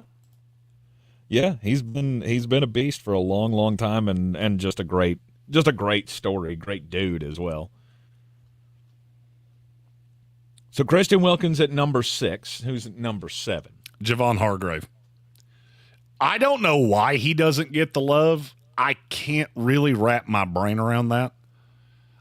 I mean, I understand he went to San Francisco. The snap count went down. He only had 8 sacks. I can't remember how many were in the regular season. He's still an absolute dog. He's good at practically everything, and I don't think there's that many guys in the league that are better than him. Mm-hmm. Now, I don't love the talent that's around him at this point because it's basically him, Bosa, and a whole mess of question marks. Right. But with just those two, that's enough to put you in the top 8 of defensive lines in the league. Mm-hmm. Well, I don't know if it's just, I guess he doesn't get the recognition, the fan love, because he's never been the best player on his own team. And before he went to San Francisco, he wasn't even the best player at his own position on his team. Yeah, because he had Fletcher Cox beside him in Philadelphia. Right, because Fletcher Cox got all of the praise most of the time. And he had Cam Hayward in Pittsburgh. Right. So that's probably why he's very underrated. That was a move I absolutely loved for San Francisco. And it's got plenty of potential for this upcoming season to pay off as well. Although, as you said, depth comes into play a lot when you talk about the San Francisco 49ers. So it could be a rocky road. You're in the Sportsocracy, and this is ESPN Asheville, 92.9 FM, 880 AM, 1400. When we come back, it'll be time to get weird, and then we'll complete the list. Top 13 defensive tackles for 2024. This is your Exergen Temporal. And we're clear. On ESPN Asheville. I've got sunshine, and that sunshine's sticking with us now, and a little less humid with the northwest breeze around, so a little bit of a break here. Even as we head through tonight and tomorrow, should be pretty decent. Oh, look, you left the pink juice. God bless you. 50, so we may think about opening up the windows and turning off the AC. Maybe not. Sunshine on Thursday, 85. Friday, the showers, thunderstorms, at least a chance of them returns late, high 85. From the Weather Channel, meteorologist Ray Stajic. This report is sponsored by Discover. Time with family, laughs with friends, and cash back. Discover's got you covered on the last one. That's because Discover doubles all the cash back you've earned on your credit card at the end of your first year with Cash Back Match. See terms at discover.com/creditcard. Our iHeartRadio Music Festival, presented by Capital One. Coming back to Las Vegas, September 20th and 21st, streaming live only on Hulu. A weekend full of superstar performances. Tickets are on sale now at AXS.com. Hey, pool season fanatics, your summer persona is calling. It's time for sun-soaked party scenes at MGM Grand, new luxury cabanas at Bellagio, and sandy beach living at Mandalay Bay. Show off your poolside, only with MGM Rewards. Visit MGMRewards.com for details. Don't you wish your life came with a warning app? That dog does not want to be petted.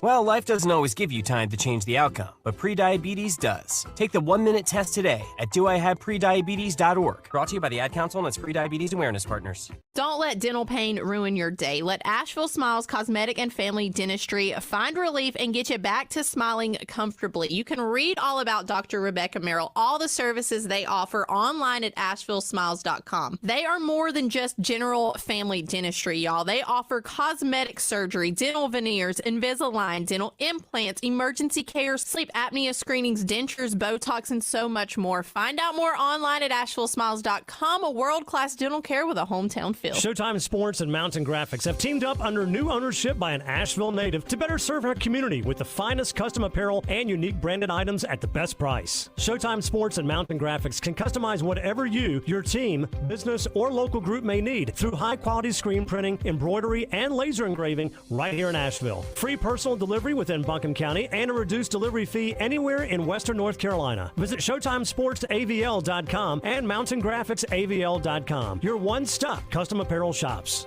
If you're looking to buy, sell, or invest in real estate in the mountains, you need to call the agents at Clarissa Sells WNC, brokered by eXp Realty. Check us out online at ClarissaSellsWNC.com. Download our free app on Google Play or the App Store. Type in Asheville Home Search. You'll be able to connect with our team and see all the available homes for sale in our area. For more information, contact us today at 828-774-6343 or ClarissaSellsWNC@gmail.com. 30 seconds. Get in the driver's seat of your career. Ingalls Markets is looking for new regional drivers to join our Lando Sky Distributors fleet. Begin earning paid time off on your first day. Our drivers average $80,000 per year and they're home every week. Lando Sky offers excellent pay, full benefits, and 401k matching. No experience? Apply for our driver trainee program. Visit inglescareers.com to know more. That's inglescareers.com. On the weird scale, there's Vegas, there's Florida, and there's Asheville. Let's get weird, Asheville. It is the Sportsocracy. Time to get weird. Jeremy, I mentioned this to you before the show started, and you kind of poo-pooed me because I thought I was like breaking some news here because I didn't know this was a thing. So there was a story today out of KDKA in Pittsburgh said that Sheetz is now going to be offering Pennsylvanians beer deliveries through DoorDash. Have you been ordering beer this whole time through your DoorDash? And I just didn't know it. What are you, a cop? I'm just asking. You can go to Breed's Beer. I did not know that you could do that. I don't do it, but you can. Yeah. I live directly in between a liquor store and two Ingalls. So basically, anytime I leave, you rest assured I'm stopping at one of the three. Yeah. You can order on so if you were in Pennsylvania, you'd be able to order like on the Sheetz app, which I didn't know convenience stores had apps, but that's kind of cool. But you could order any time between 7 a.m. and 1:45 a.m. Open all night for DoorDash beer deliveries in Pennsylvania, apparently. But that leads me down to this path because Mark Starling told this story on Monday on 570 WWNC on the morning gig that there is a company called American Rounds that now has vending machines that are available in supermarkets in 3 states, Alabama, Oklahoma, and Texas, that have a new kind of offering in a vending machine, which is ammunition. You can go to the grocery store, get all the things you need, pick up the eggs and the milk and the bread and all of the things that you need for the snowstorm or whatever. But you could also just, pick up a box of, 30-06 bullets or something out of the vending machine. That doesn't feel like a good idea. It doesn't, but the way that it works and the way that they've been able to sell this as it's, not a safety issue is that the machines themselves have identification scanners. So it's like the lottery machines. Like you scan your ID and it clicks you in. There's also facial recognition software that is used in this to show that it's not like, some kid using daddy's ID to be able to purchase the ammo out of the vending machine. My big question was, why can't we do this with beer? Right? Would every mall not be better in America if we had just Miller Lite vending machines while, your wife's spending time in the Vera Bradley outlet or whatever? You could just sit in one of those like massagey chairs and have yourself an ice cold bud. That's it's not illegal to bring your own.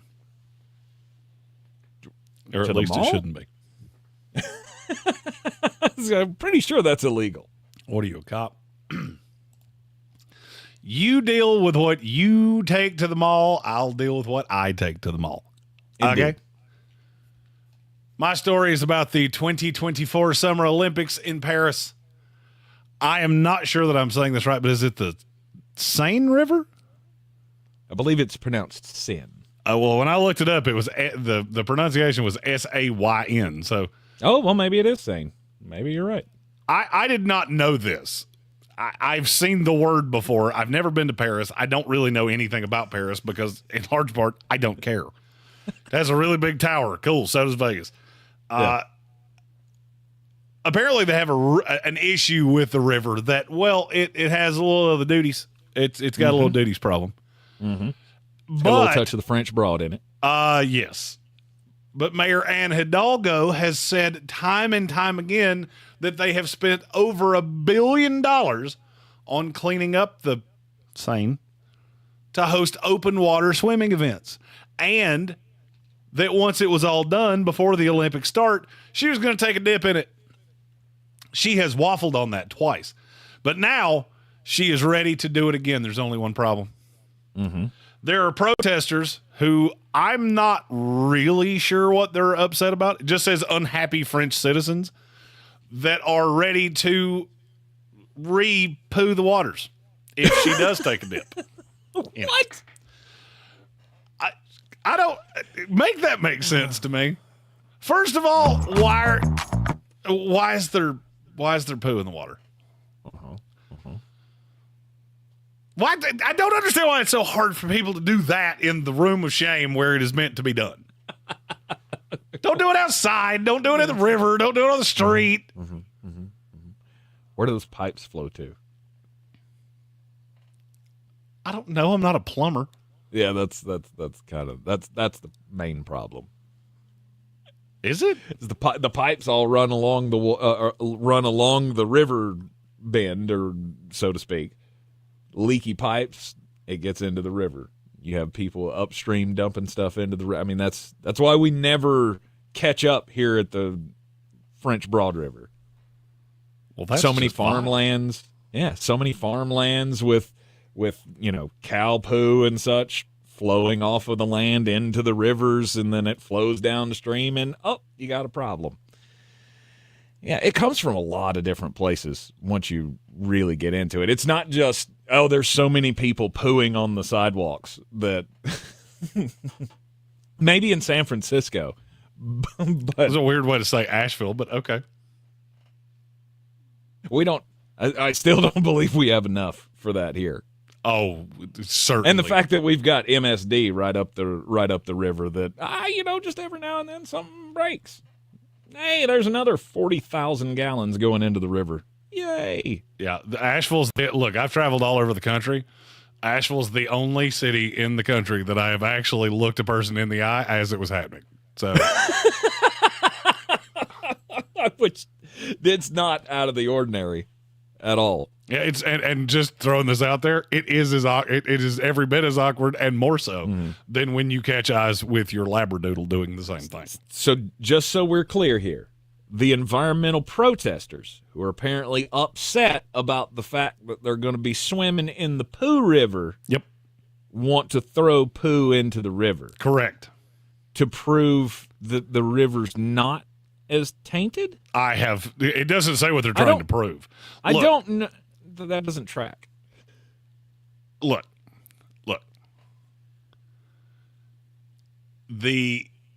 Sorry, Kelvin Joyner just caught me totally off guard with something he said in the chat. Tune in one time and y'all are talking about pooing on the sidewalk. I don't even remember where I was headed with that. Oh. I didn't know where I was headed with that. We had a NASCAR race over the weekend in Chicago. Yes. Did you see that there was a pro-Palestinian, anti-Israeli protester that decided to handcuff himself to the fence? Really? They had to stop the race because somebody decided to handcuff themselves to the top of the fence. Mm-hmm. Here's my argument. Okay, just hear me out. And this is not a social commentary or anything like that. Leave them there. Just, Oh, you thought this was fun? Cool. You're going to get into an uncomfortable position here at some point, and you're going to have to stop straddling that fence like you're riding a horsey.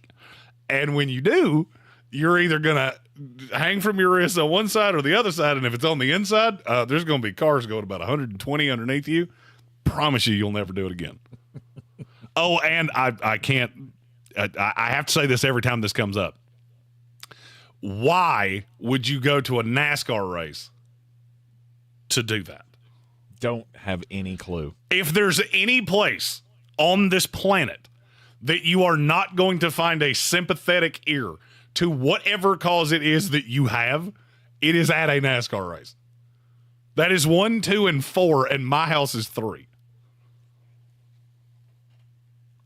I promise you nobody has ever been rooting for Kyle Busch and going, hey, what's that guy over there talking about? I'm going to go ask him for more information.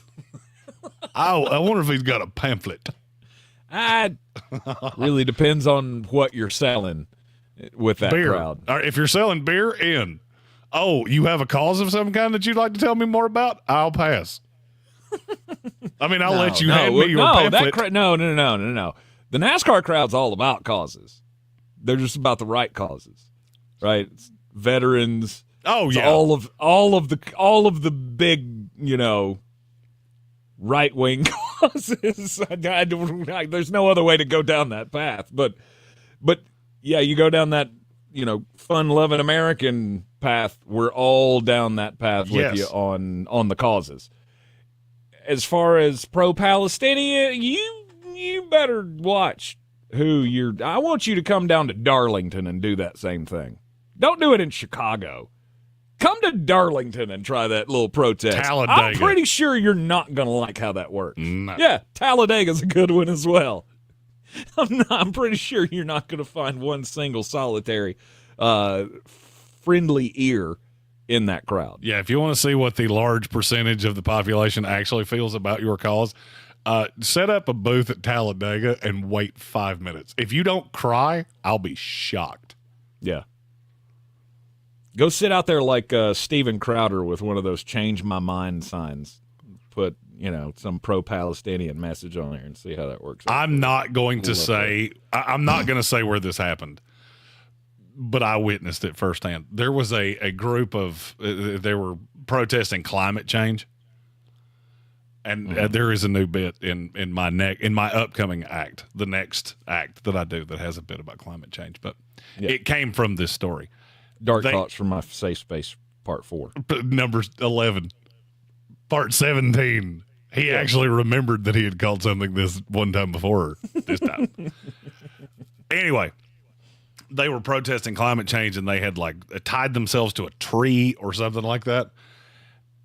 I swear to you, I watched in a state that is, and I will put this as delicately as I can, below the Mason-Dixon line. I watched no less than 25 people just go full whiz on the people on a tree. And I went, I don't know what to do with this. I don't know what to do. I'm just going to walk away and act like I didn't see it. Excuse me? Oh, yeah. They just went, oh, you're tied to the tree, which means you can't walk away? Cool. We just found our new toilet. Wow. I witnessed that with my own 2 eyes. Okay. Not in the state I'm currently in, but in a state that I have spent a good amount of time in. That should probably tell you. That probably answered the question. that tipped it off. Yeah, they just went, hey, country roads, take me to that tree bathroom right there. Top 13 defensive tackles for 2024. It's quite an eclectic program we're running today. No doubt. I'm sleep deprived. I can't be held accountable. We are up to number 8 in the top 13 defensive tackles. Just left off with Javon Hargrave at 7. Justin Madubuike is my 8. Okay.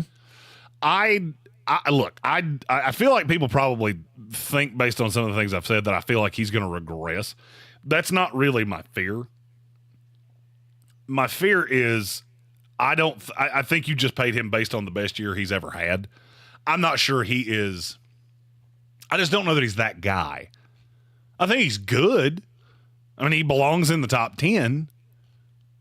But who was I supposed to put him in front of? Mm-hmm. Honestly. I mean, do you see a name in the top 7 that you go, yeah, that we should have? He should be ahead of blank. No. As you said, he's really good, but I also feel like he hadn't been on the scene long enough as a really good player. Because it's only been the last year and a half, where we thought he was elite. Well, I mean, put it this way. We did this same list last year with ESPN. He received exactly 0 votes. Zero. There you go. Was not mentioned on a ballot, not one time. So, yes, he was phenomenal last year. Now he makes $24.5 million a year. And if you look at that depth chart, there are not a lot of pieces that I feel all that hunky-dunky are going to consistently get home as pass rushers. I just don't know that he belongs any higher than this. Yeah. Justin Madubuike at 8. Number 9. Vita Vea. I was wondering where you were going to include him in the list here. Saw a list earlier today in the run-up to all of this. I don't remember what source it was from. Stupid source, who had him at 18. Okay, you're doing crimes. Okay. I get last year wasn't good. Okay, last year wasn't his best effort. Not by any stretch of the imagination. But he was still probably pretty high on that double team list, I'll bet. He was still serviceable. And he seems to elevate everybody else around him. I think that's why I'm so high on him, is that he does occupy a lot of space. Mm-hmm. Just being on the team, he'll put you in the top 15 against the run. That's hard to do in the NFL. He reminds me a lot of Haloti Ngata. They're not built the same. They don't play the same, but they have that in common.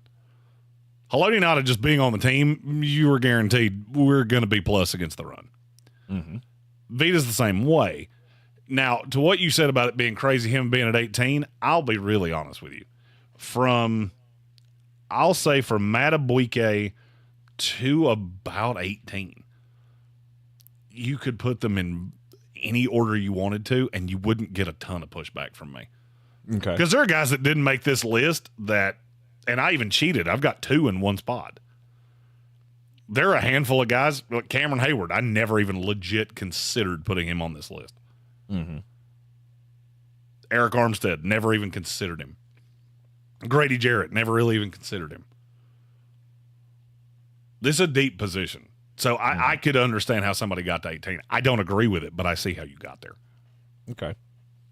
Vita Vea at 9, number 10. This is a little bit of a projection, but it's Jalen Carter. His good is really, really good. The problem is he is such a head case at times that he's kind of hard to wrap your head around. He's Warren Sapp level talented. And I've seen that in bits. Mm-hmm. And then there are other times where I swear to you, I don't even think he cares. It's like the ball snapped and he doesn't even care that it happened. Right. The motor is just super inconsistent. And he seemed to be having a little bit of an issue staying in shape. Oh, are there reports that he's super big? No, I noticed something last year. When the Jets played Philadelphia, I watched every snap of that and then rewatched the tape. And I noticed that there were times that he looked more winded than he should have. And that's usually the hands on the knees thing is usually a really good indication of you're actually a little heavier than I think you are. The difference between 310 and 320, looking at somebody is not that drastic. Watching how they play, it's night and day. Yeah. And there were a couple other times that I thought he was a little out of shape. All right, let's round this list out here at 11. DeForest Buckner is my 11. Okay.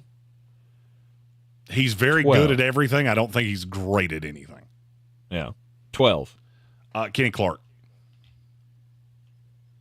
Great against the run.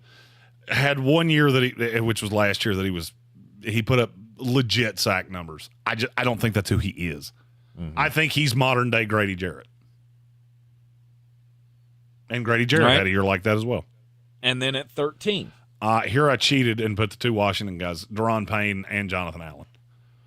Because I love them together, I'm not sure I would like either one without the other. They complement each other very, very well. All right, that's your top 13-ish defensive tackles for 2024. When we come back from the break, third hour of the program, we'll talk edge rushers. Getting quality employees to fill positions in your clear.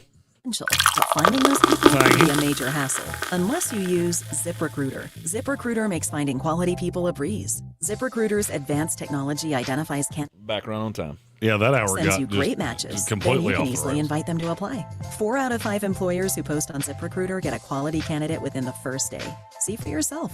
Go to ZipRecruiter.com/free to try ZipRecruiter for free. That's ZipRecruiter.com/free. 2 guys, 5 rings. Yes. One essential podcast for the 2024 Paris Olympics. Bowen Yang and Matt Rogers host a new podcast that's all about the athletes. You got to get your head in the game, as Zac Efron once said. And the culture. Not French. Well, I have no association with the nation of France. But you did live in Montreal. Of the 2024 Paris Olympics. Listen to 2 Guys, 5 Rings on America's #1 podcast network, iHeart. Open your free iHeart app. Search 2 Guys, 5 Rings and start listening. The Sportsocracy. Why do we care who's on the cover of these games? I'm a superstitious cat. I don't want it. When I saw Christian McCaffrey on it, I went, I don't need this juju on me. Go away. Somebody in our chat mentioned Joe Burrow. He's already injury prone. Live from the Ingles studio. Just a little superstitious, that's all. I'm not superstitious. I'm just a little stitious. All right. Mr. 13's all over his body. Weekdays, noon to 3. And thinks the birds are drones watching his every move. This guy has a hard time believing the Madden curse. On ESPN Asheville. I'm Scarlett Johansson. My family relied on public assistance to help provide meals for us. These meals fueled my involvement in theater and the arts as a child, which fostered my love for acting. The Feeding America network of food banks helps millions of people put food on the table. You can join the movement to end hunger by donating, volunteering, and advocating. Because when people are fed, futures are nourished. Join the movement to end hunger at feedingamerica.org/actnow. Brought to you by Feeding America and the Ad Council. There are a lot of so-called fast food deals out there. But do any of them have the Wendy's Junior Bacon Cheeseburger, crispy fries, everyone's favorite nugs, and a drink for just $5 like Wendy's Biggie Bag? Nope. And that's why no other deals can be called the Wendy's Biggie Bag. That and a little thing called plagiarism. When the deal is as fresh as the meal, gotta be Wendy's. Gotta be fresh. Includes choice of JBC or crispy chicken sandwich with 4-piece nugs, junior fry, and small soft drink. U.S. price and participation may vary. Prices may be higher in Alaska, Hawaii, and California and via third-party delivery. At Ingles, we're all in for summer. Whether you're hitting the trails, hitting the water, or hitting the golf ball, we have everything you need for the perfect picnic, the greatest grill out, and the best beach vacation. We know that the mountains are calling, the open road awaits, and that pool party is ready to rock. So head on over to Ingles and stock up on all the goodies to get you through your summer of freedom. Ingles, low prices, love the savings. If cleanliness is next to godliness, look around the car right now. Is that very godly? Look, life comes at you fast, but so does WNC Auto Detailing. They have the tools to make your interior look like it's coming off the showroom floor. You don't believe me? Check them out on Instagram. All that filth and years of stains disappear. WNC Auto Detailing does full interior and exterior details with paint correction, and they do wax and ceramic coatings. Call WNC Auto Detailing at 455-3700. Premium care with a Southern hospitality touch. This is your Exergen Temporal Scanner weather forecast on ESPN Asheville. I've got sunshine, and that sunshine sticking with us now and a little less humid with the northwest breeze around, so a little bit of a break here. Even as we head through tonight and tomorrow should be pretty decent. Today, 85. Tonight, 62. Some in the 50s, so we may think about opening up the windows and turning off the AC. Maybe not. Sunshine on Thursday, 85. Friday, the showers, thunderstorms, at least a chance of them returns late. High 85. From the Weather Channel, meteorologist Ray Stajic. This report is sponsored by Allstate. Some people just know the best rate for you is a rate based on you with Allstate, not one based on anyone else. So if you drive safely, you could save money. Good to know. Visit allstate.com or call for a quote today. In today's Marketers Report, Erica Taylor, Chief Marketing Officer of Genentech, weighs in on audio's ability to reach any audience. everyone is listening somewhere, somehow. So it's a great way to take something very precise in what we're trying to do to reach patients with something that I think we can all agree is somewhat broad in reaching many, many different audiences. As the #1 audio company, iHeartMedia gives marketers access to the audiences, influencers, insights, and data you need to grow. If you're a marketer, go to iHeartResults.com. WWNC is Western North Carolina's news and information station. On your radio and on your phone with the free iHeartRadio app. You'll have the smartest smartphone in town. News Radio 570 WWNC. ESPN Asheville is WPEK W225CJ Fairview, WMFX Waynesville, an iHeart radio station, the exclusive audio home of NBC's coverage of the 2024 Paris Olympics. Now, your chance to win $1,000. Just enter this nationwide keyword on our website, Bills. That's Bills. Enter it now. Log on now to ESPNAVL.com. The Sportsocracy. It fires me up, man. I love it. Say it one more time. The Sportsocracy. Shake it back! Beer City's best sports talk. It is gross. Just earlier. They are mature, actually. You just have to get to know them better. Your lunchtime dose of dumbassery. Live from the Ingalls studio.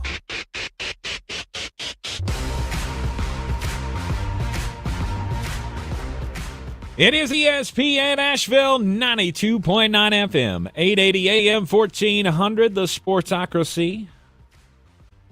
I'm Tank Spencer, live in the Ingalls studio. We're heard everywhere on the iHeartRadio app. We are seen everywhere on YouTube.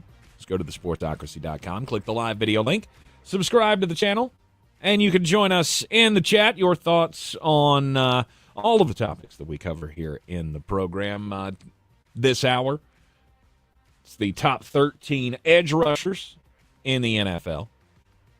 Talk defensive tackles last hour. If you missed it, you can always go back, check that out on the podcast after the show, posted up to the iHeartRadio app. All you got to do is just search sports, and it's going to be right there in the. You don't even have to spell out Sportsocracy, and it'll be right there in the little app right there on your brand new phone. Everybody got a brand new phone? I got a brand new phone. This phone's awesome, by the way. Yeah, I'm really glad you didn't go iPhone. I did not. I started to, and then the guy at the store said, actually, I have an iPhone, and if I didn't have everything invested in Apple products, I would go get the new Samsung 24 Ultra, which is what I ended up getting. It was pretty awesome. My years at Verizon taught me one very, very simple thing. A, iPhones cost about $4 to make. B, when you ask people, hey, why do you carry an iPhone? They never have a good answer. Like, phone. Phone? It's my phone. I want another one just like this in another color. Yeah. And I want to give you $1,000 for it. Okay. It's crazy. And it never stopped being funny to me. Yeah, it's crazy some of the phones that they have now, some of the things that the phones can do. Like this Samsung that I got, the 24 Ultra, it's got like professional grade camera in it, like the best camera that's ever been put into a phone. It's better than any digital camera I've ever owned. And then they've got some that fold open like into a little TV screen on the inside. That's insanity. I was just staring at it like a monkey looking at an arithmetic problem going, what is this? I didn't know stuff like that existed. That's like Back to the Future type stuff. Back to the Future. Exactly. Yeah, technology. To each other on the way video technology phones amuses you, it amuses me. How did they do that? Oh, this would also be a great time. Information in my pocket. This would also be a great time to tell you the number one reason I did not want you to go iPhone is because I know there was less than zero chance that you would remember the password to your Apple ID. Yeah, probably not. Hey, this thing that connects all of your life together. You have to remember this one phrase to unlock it. Nobody does. Yeah. Well, you can reset it, right? Problem. Nope. And you wouldn't want me to. Even if I could. Why? That gets into like data mining and things like that. You don't want me to be able to reset your password because if I could, that means I could do it anytime I wanted to. Gotcha. That means I can get in there anytime. Yeah, you don't want change that. Your stuff. Right. Stephen Tao said it's just a creature comfort now because he's had it since the iPhone 6. That's the vast majority of what people say. That's just what I know. That's what the guy at the store told me.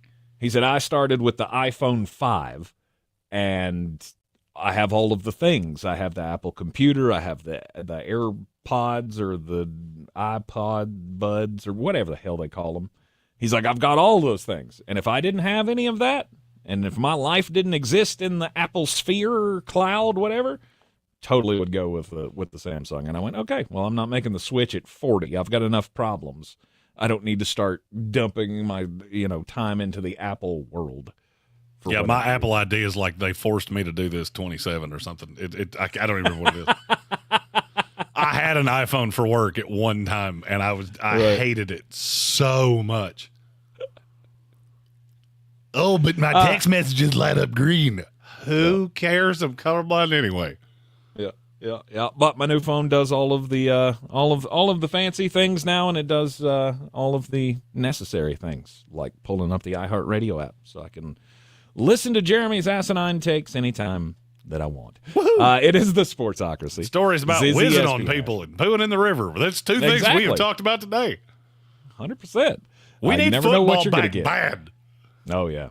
You never know what you're going to get here in the Sportsocracy. You are going to get all of the football that there is to be had all of the time. And we're talking edge rushers, top edge rushers in the NFL, position by position rankings, spreading around the internet like wildfire. And edge rushers seems to be the topic of the day here. Number one edge rusher in the league is who, Jeremy? Micah Parsons. Micah Parsons. No player had a higher pass rush win rate or double team rate than Micah Parsons. I want you to think about what I just said. Mm-hmm. No player saw double teams more often, and no player got a higher pass rush win rate than Micah Parsons.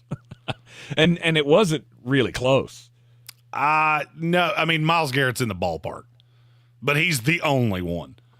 And Myles, his stats are so skewed because I almost feel like there are teams that he's my 2, by the way. And then there's a sizable drop from those 2. Really? Okay. I'll explain that when I get there because I know there's a player you're thinking of. And yeah. I'm interested to hear the sizable part of that.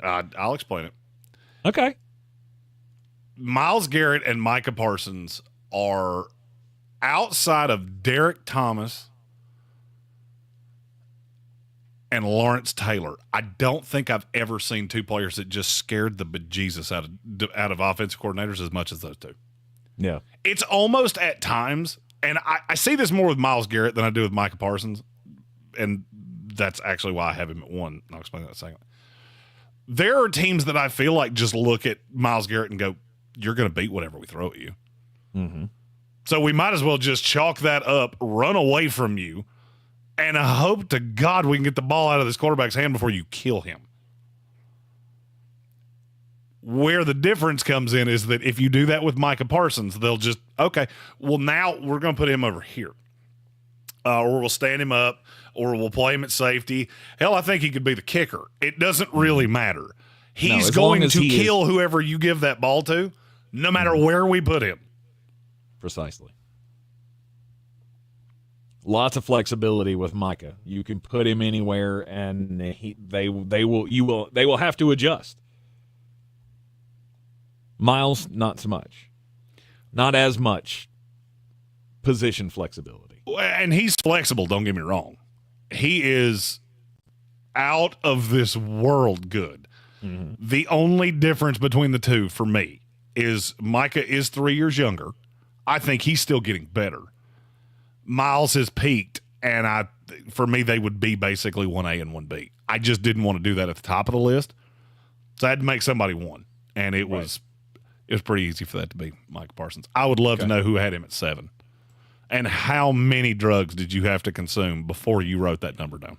Yeah, I don't know. And if you could list me 6 guys that if I was a space alien and you hated the Dallas Cowboys and you wanted to give them no credit, I would kill to hear who the 6 names you could put in front of him were.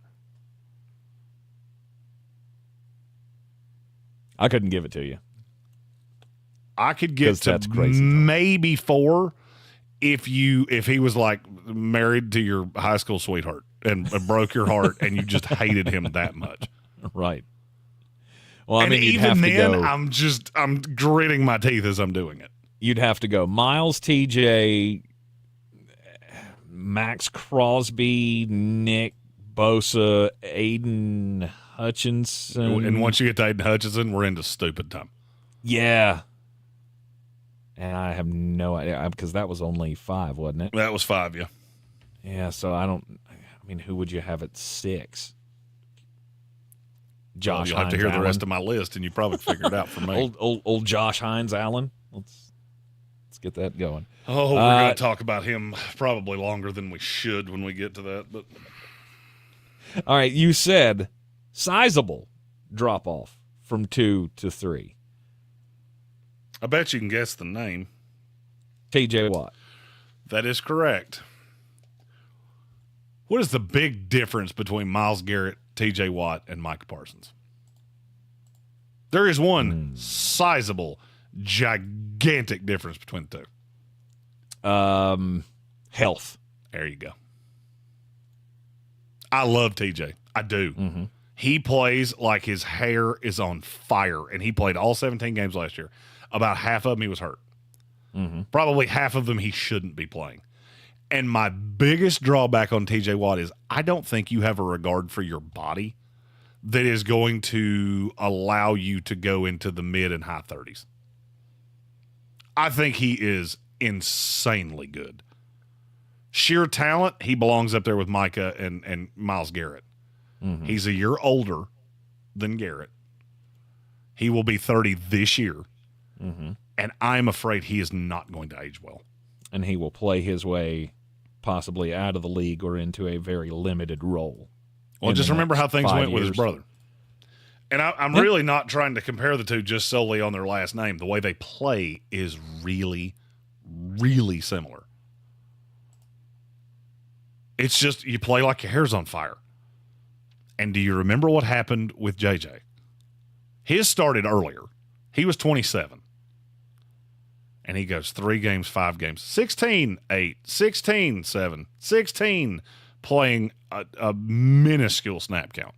Yep. I'm afraid that's how the next 5 or 6 years for TJ Watt looks. Okay. Look, he looks like Thor. But Father Time and somewhat reckless abandon are pretty well undefeated. And I just that puts him a step below Micah and Garrett for me because I don't know when he's going to fall off. Mm-hmm. I hope that it doesn't happen, and he only had a long absence that one time, like last year, or not last year, year before last, right? He missed 7 games of the season. Yes. Hopefully it won't continue, but I get why you did. I didn't think you could be able to convince me on that one, but now I understand the sizable drop there down to TJ Watt. Not in talent, but in all things considered, health and everything. I get it. All right, number 4. Max Crosby. And yes, I have Max Crosby over Joey Bosa, or Nick Bosa. Mm-hmm. God, I'm going to stop calling them each other about the time they retire. All right, what comes down to the difference maker between the two? Max Crosby is not of this world. I mean, to me, he and TJ Watt, they belong side by side because they remind me of each other. They're unblockable. The difference is that there is just a hint of you're never out of a play with TJ Watt that I don't get with Max Crosby, but it's pretty close. I saw the ESPN list. Somebody compared him to Kevin Greene, and I don't know that I'm ever going to unsee that. Wow.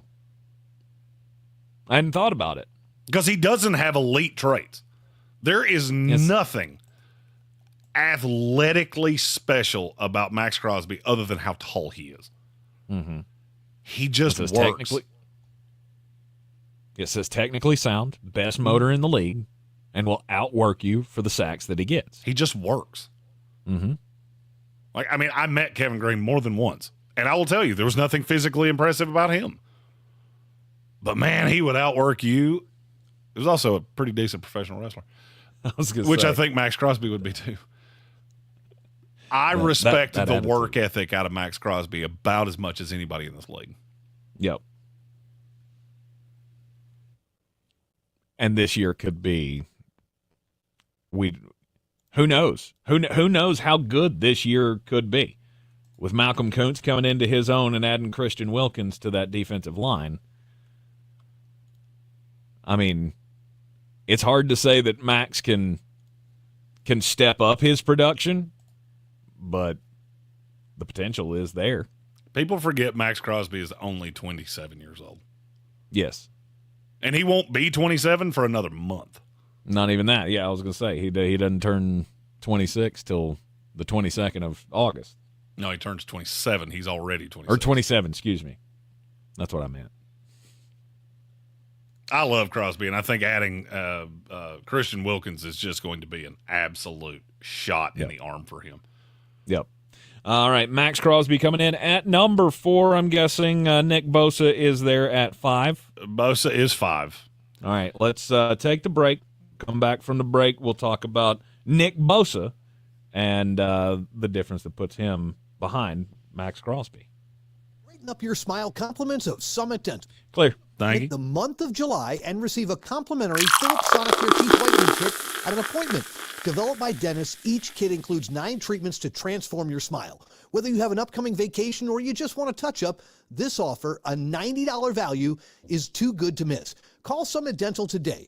Offer is good for July only. When you call, Summit Dental can confirm your insurance and any estimated out-of-pocket cost. Call 828-277-6868. At Ingles, we're all in for summer. We have everything you need for the perfect picnic, the greatest grill out, and the best beach vacation. Ingles, low prices, love the savings. Zero Res Carpet and Air Duct Cleaning's hottest summer sale is going on now. 15% off all cleaning services. Mention ESPN Asheville and you'll get 15% off your next service. Use promo code SUMMERSALE when scheduling online at ZeroResAsheville.com. First News on 570 with Mark Starling. Well, this is it. We've arrived. We're getting Rosie the Robot from the Jetsons. It's finally happened.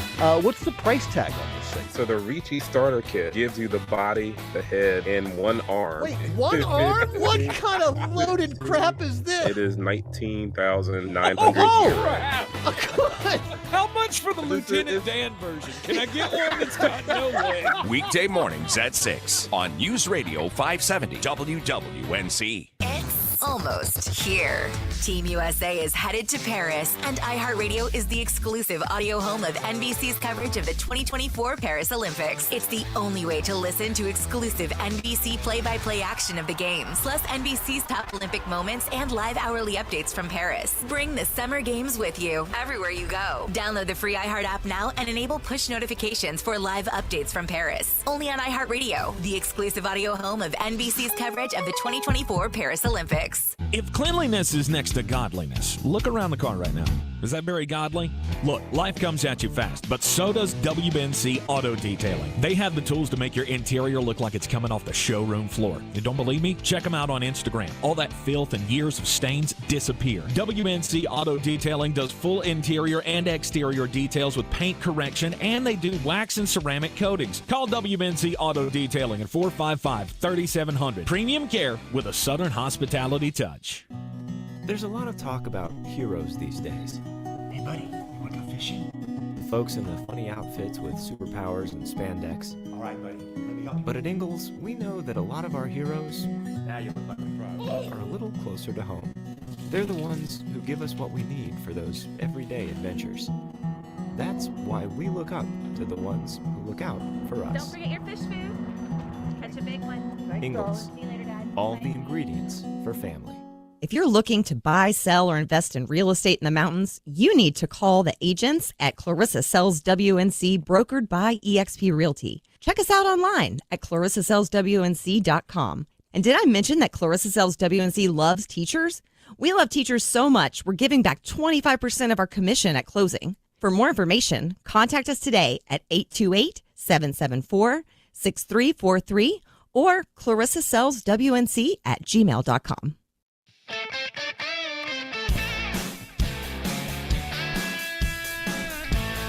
The Sportsocracy. One thing that you're going to have to remember, one most important factor, is to protect your quarterback, me.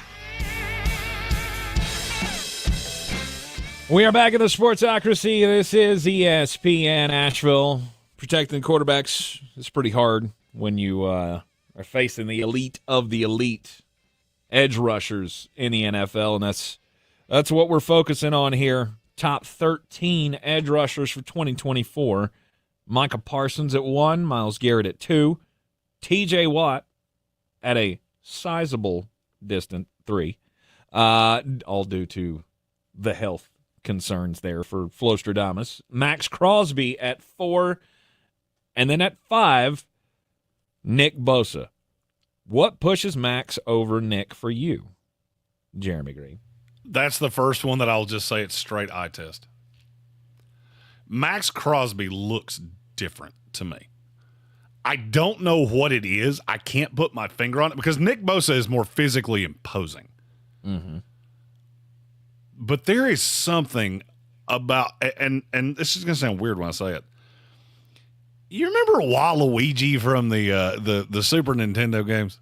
Yeah. They would just run with his arms flailed out, and there was something just horrifying about the way he ran.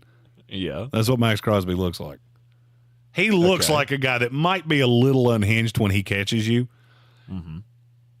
And it just worries me more than Nick Bosa. But what actually pushed Bosa down is I think the line's gotten significantly worse. Crosby's got significantly better. Mm-hmm. And I thought you were practically the same guy before that. So for me, that was the tiebreaker, even though I do consider those two to be reasonably close.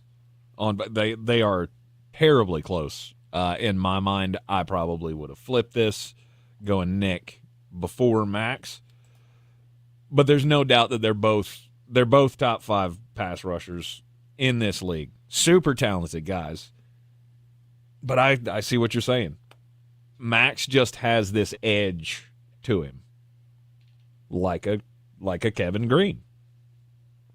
Now I'll never be able to unsee that or unhear that. No. The thing that would scare me the most is that Nick Bosa had the down year last year. He had been literally indefensible. Mm-hmm. And then the line got worse, and all of a sudden he looked much more mortal last year than he had ever looked before. Right. I mean, did his double rate go up? I'm curious if that. I would have to look his up. I would say it probably did. I'd be shocked if it didn't actually. His double rate last year was 26%. That's a lot. I would have to think with more on that defensive line before last year. Although they did pick up Hargrave last year. Mm-hmm. So I don't know. Maybe there will be a continued regression here. And they had Eric Armstead last year too. That is true. And now he's not there anymore. They had Chase Young last year too. Mm-hmm. So I mean, yes, his double rate was higher. His pass rush win rate was 19th in the league. He was very mortal for the vast majority of last year. Mm-hmm. Now, could have been a down year, could have been an nagging injury, who knows? I'm not going to push him down any further than this. Yeah. But I would be remiss if I didn't point those things out. Because I almost feel like this is the second tier with Max and Nick, and then another drop-off to the next group. I feel like there is a drop-off to the next group, but I want to say the next two together because one of them is going to sound like, yeah, of course he belongs here. The other one is probably going to catch people a little off guard. Okay. Aiden Hutchinson, 6. Mm-hmm. Will Anderson Jr. 7. Already. Oh, but he didn't put up the sack numbers last year. Give it a minute. And maybe I'm a little biased because I watched the guy that D'Amico Ryans replaced as the coordinator of the San Francisco 49ers, how he built a defense. And then I have watched what Houston has done. And I realized that, well, number 8 on my list is Danielle Hunter, who's now on the opposite side of Will Anderson. Mm-hmm. I could easily see a path that both of those guys have the best year of their career. The way they are going to be used, and the fact that no lineman ever plays more than 75% of snaps in this system. You will both stay fresh. You will not see double teams as much as you did last year from either side. That's one of the reasons I like Houston so much, is because I look at those two and go, I don't know who I'm supposed to have ahead of them. Because there's a sizable drop for me from 5 to 6. Then you get these 3 guys together, and then there's a decent drop after the 3 of them. Okay. It's part of the reason that Houston is expected to take that next step. They took a unexpected step last year. And then you went out and you filled all of the holes. We've talked about this team and the roster build that's going on there. And the amount of fun. That's the word that comes to my mind every time I think about D'Amico Ryans going into the prep room. Right? We're going in to make the game plan for this week. How fun that's got to be now when you're scheming up your pass rushes for Danielle Hunter and Will Anderson. And I think it's going to pay off big time. I do too. And just point of reference for anybody that thinks that I have Will Anderson too high, his pass rush win rate was 7 percentage points higher than Nick Bosa's last year. Wow. That was without Danielle Hunter. What do you think it's going to be now? Mm-hmm. And I do feel like we kind of gleaned over Aiden Hutchinson. I have a weird feeling that he and Trey Hendrickson are going to have very similar careers. The only difference is that Aiden went at 2 and Trey didn't. What similarity do you see there? Trey Hendrickson has been just special in terms of production, and you won't have to wait long to hear his name either. But he never gets the love. I'm not sure Aiden Hutchinson's ever going to get the love as an elite guy because it's not as jump off the screen to you as the top 5 guys are. I have never looked at Aiden Hutchinson and thought what I was saying about Max Crosby, about Nick Bosa. But, man, he is always in the backfield. But is also part of that the fact that he's 23 years old. Could be. And he's only been in this league for 2 years. Mm-hmm. It could be. It very well could be. The fact that he has 21 sacks in his first 2 seasons in the NFL, I mean, I feel like that's living up to it. Oh, no doubt. And he could still get better. That's what I'm saying. He's got plenty of room, plenty of time to get better, to utilize his body the best ways. He was one of those that I fell in love with watching the Hard Knocks. Yes. The preseason Hard Knocks, as he's just coming into the league.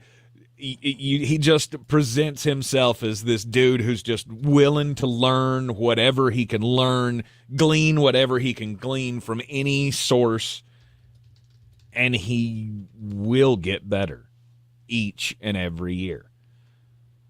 And I don't think he's anywhere close to tapping into his ultimate potential. In the ESPN story, an NFL scouting director said, high ceiling, he'll be the next Nick Bosa, banking on him getting even better, highly disruptive physical, near rare motor.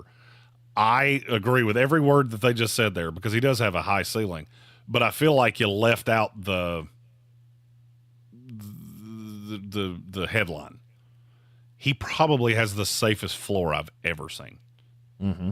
his floor is being on this list for the next 10 years. Yes. Because I just don't see any way that it's not going to age well. I mean, he'll short be of injuries. I mean, in 4 years, he could be number 2 on this list. Depending on how things go and how these other guys age, once they get to the 30-year mark, and he's still going to be 27, and maybe he will have another 4 double-digit sack seasons by that time, if all stays healthy and he continues to improve. I mean, there will be a time pretty soon where we could have a league where it's Micah Parsons, Aiden Hutchinson, and then the gap comes after that. And then there's Maud. And I agree with everything you just said. Everything you just said is a bit of a projection. Of course it is. Let me say that from the flip side. And this is not a projection. Mm-hmm. Short of injuries or just something catastrophic, tell me a way that he's not where he's at for the foreseeable future. Because I don't see it. No. That's what I'm saying about safe floor, is that I don't see flash in the pan where teams figure him out or anything like that. I know you're going to be Pro Bowl level good for the next decade. You might not be an all-pro. He might not get there. And I always hate when people do this with players like Aiden Hutchinson, because that's the reason he didn't go number 1. The reason Jacksonville took Trayvon Walker, who, secret time, is not on this list. The reason they took him at 1 was because they didn't think he had the high-end ceiling. Okay. And whether you're right, wrong, or in between doesn't really matter. What you missed is that he is so unbelievably safe that there's no miss.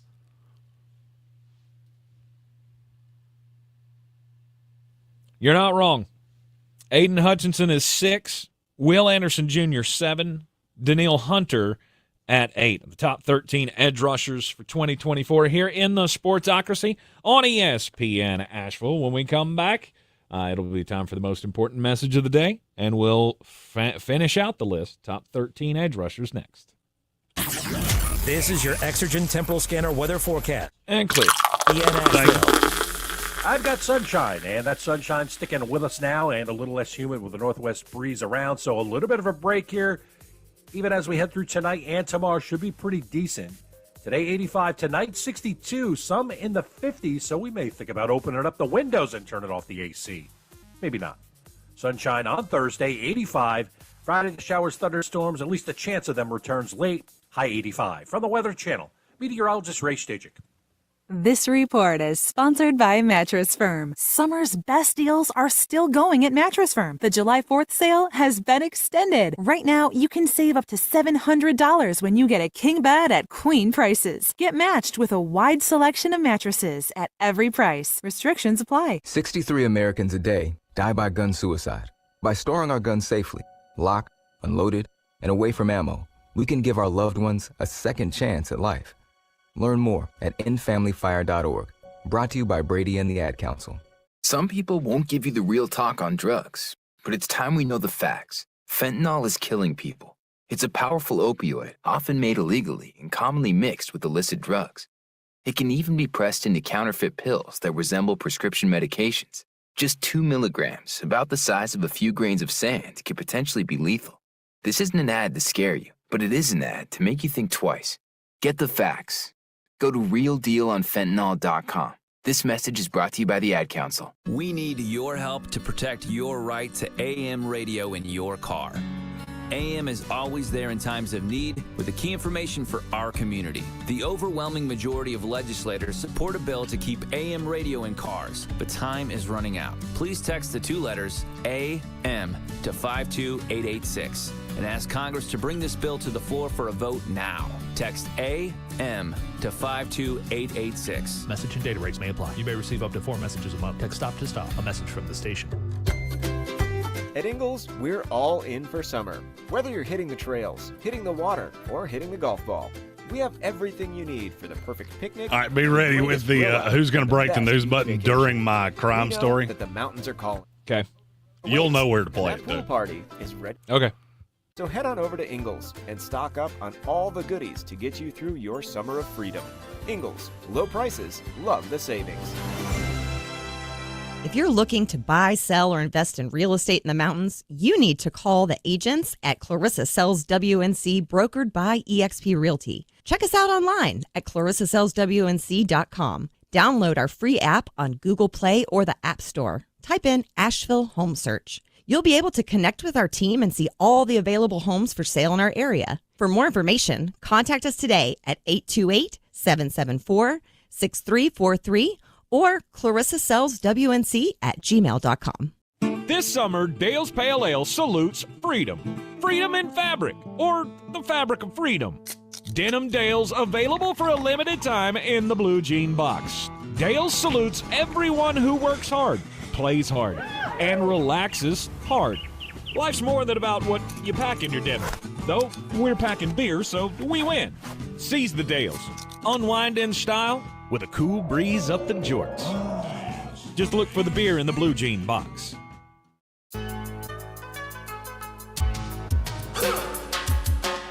It is ESPN Asheville. It is the Sportsocracy, and it's time for the most important message of the day, Jeremy Greene. Don't do crimes! Yeah, it's important not to do crimes when you're already on the government radar. Here's the story. So this happened back in February the 23rd, or excuse me, February 26th, rather.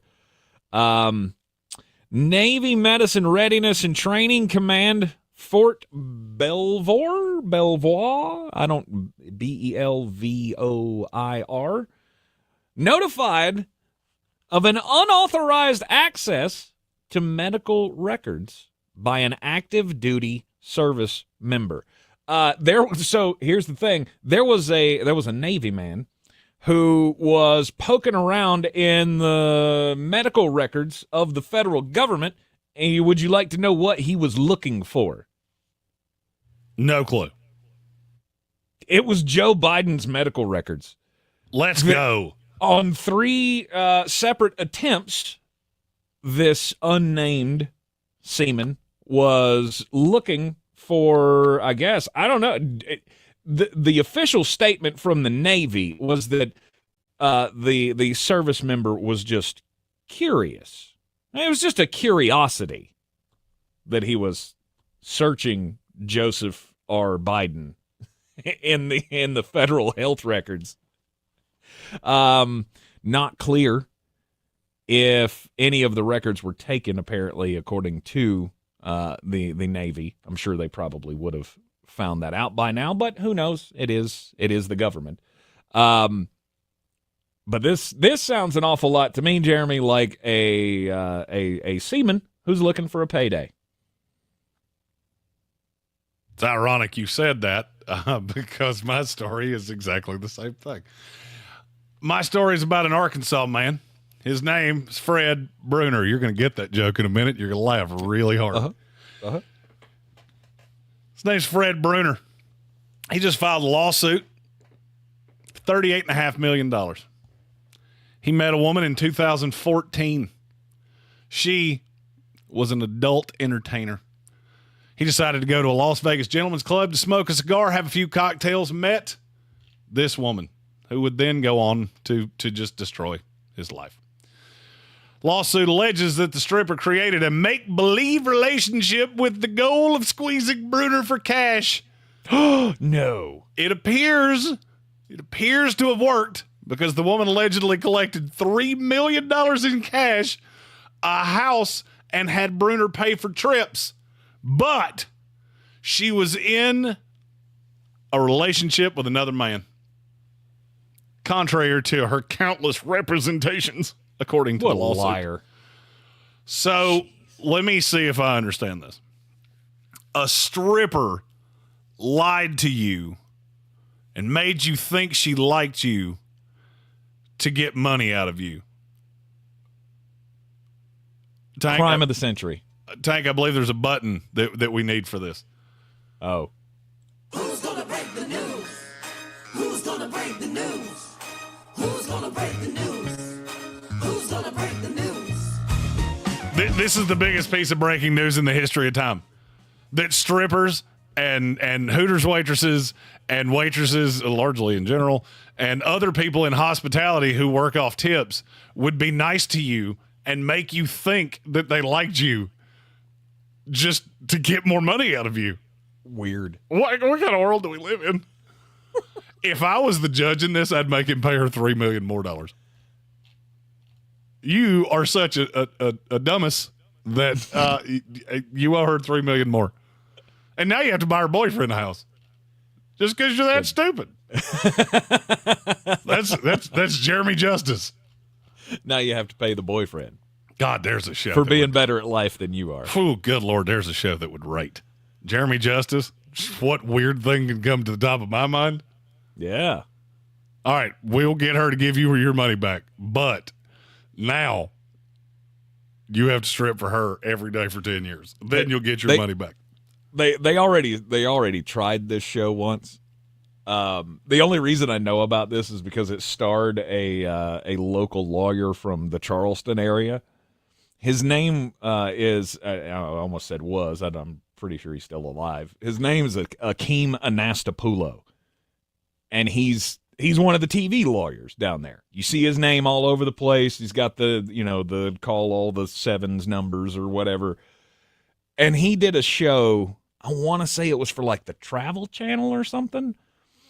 And it was, they called it Extreme Akeem. And he played the judge. And all of his rulings would be just outrageous things. Like one of the first shows he had, there was a case of a hit and run. And the woman sideswiped another car going down the road. And so he finds for the plaintiff in the end. And the punishment was they took her car out back of the TV studio and launched it off of a giant ramp and just demolished it. And it made you go, well, that was cool, but that's not fair. I put just like a dent in his quarter panel, and you just totaled my whole car. I heard nothing wrong with that. I believe that is the justice we need in America. My first ruling for somebody that did something really stupid, you have to go be a part of a climate change protest in West Virginia tied to a tree. If you were listening earlier, you know how that ended. That is mullet justice right there. Got whizzed on. Just, It's not good. It's not good, Tank. It's not good. Not good at all. Not good at all. Shouldn't be doing that. Don't do crimes. Top 13 edge rushers for 2024. Rounding out our list here, we left off at number 8 with Danielle Hunter. Who's at 9? Hassan Reddick. I think he is a special player. I don't know how this whole contract thing is going to go because I will tell you, it is worrying a lot of people behind the scenes with the Jets. Really? Well, because he basically specifically said, I'll come without a new contract, and then it became a big deal when they realized you don't have anybody else. You got Jermaine Johnson, you got Will McDonald who's a situational pass rusher. You need me. And it feels like he's trying to leverage this into a new deal. But, I mean, this is a double-digit sack guy 4 years in a row with 3 different teams. Yep. That screams head case. Very rarely do you see guys bounce around the league. Yannick Ngakoue, I'm looking directly at you. Rarely do you see guys this talented bounce around the league unless there is some head case to them. Doesn't change the fact he's a really, really good pass rusher.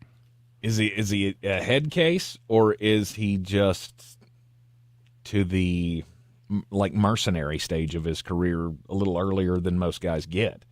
Well, I mean, nobody's ever wanted to pay him. Think about that. All right, so he got to the end of the rookie deal with Arizona, went to Carolina. Carolina didn't want to pay him. Went to Philadelphia. Philadelphia didn't want to pay him. Comes to the Jets. The Jets don't seem to want to pay him. What does that tell you? Yeah, there's got to be a reason. Yeah, it's kind of like the guy that's been divorced 5 times. Maybe it's you, bro. I somehow just always find crazy women. Or maybe you meet normal women and you drive them crazy. It's got to be something behind closed doors that that we don't know about. Because every time this happens, there's a pissed off faction of the fan base wherever he goes. I remember hearing Cardinals fans, saying on social media to Carolina fans when he made the switch, "Oh, you're going to be happy with that. We wish we'd have kept him. You're going to be happy." And then when he made the move from Carolina, so many Carolina Panthers fans like, "Man, maybe we should have kept him." I don't know that Philadelphia's in that section because, well, they have a lot of talent on their team. Yeah, Philadelphia's sitting there going, we got your guy, and he's way less of a headache, and we already got the deal done. Right. You're going to hear his name pretty soon. Yeah, right. I'm just been there, done that if I'm the Philadelphia Eagles. Yeah, okay, you got us 27 sacks in the last 2 seasons. That's all right. We'll move on. We'll replace you with somebody else. It'll be just fine. Hassan going to the Jets now feels like a luxury.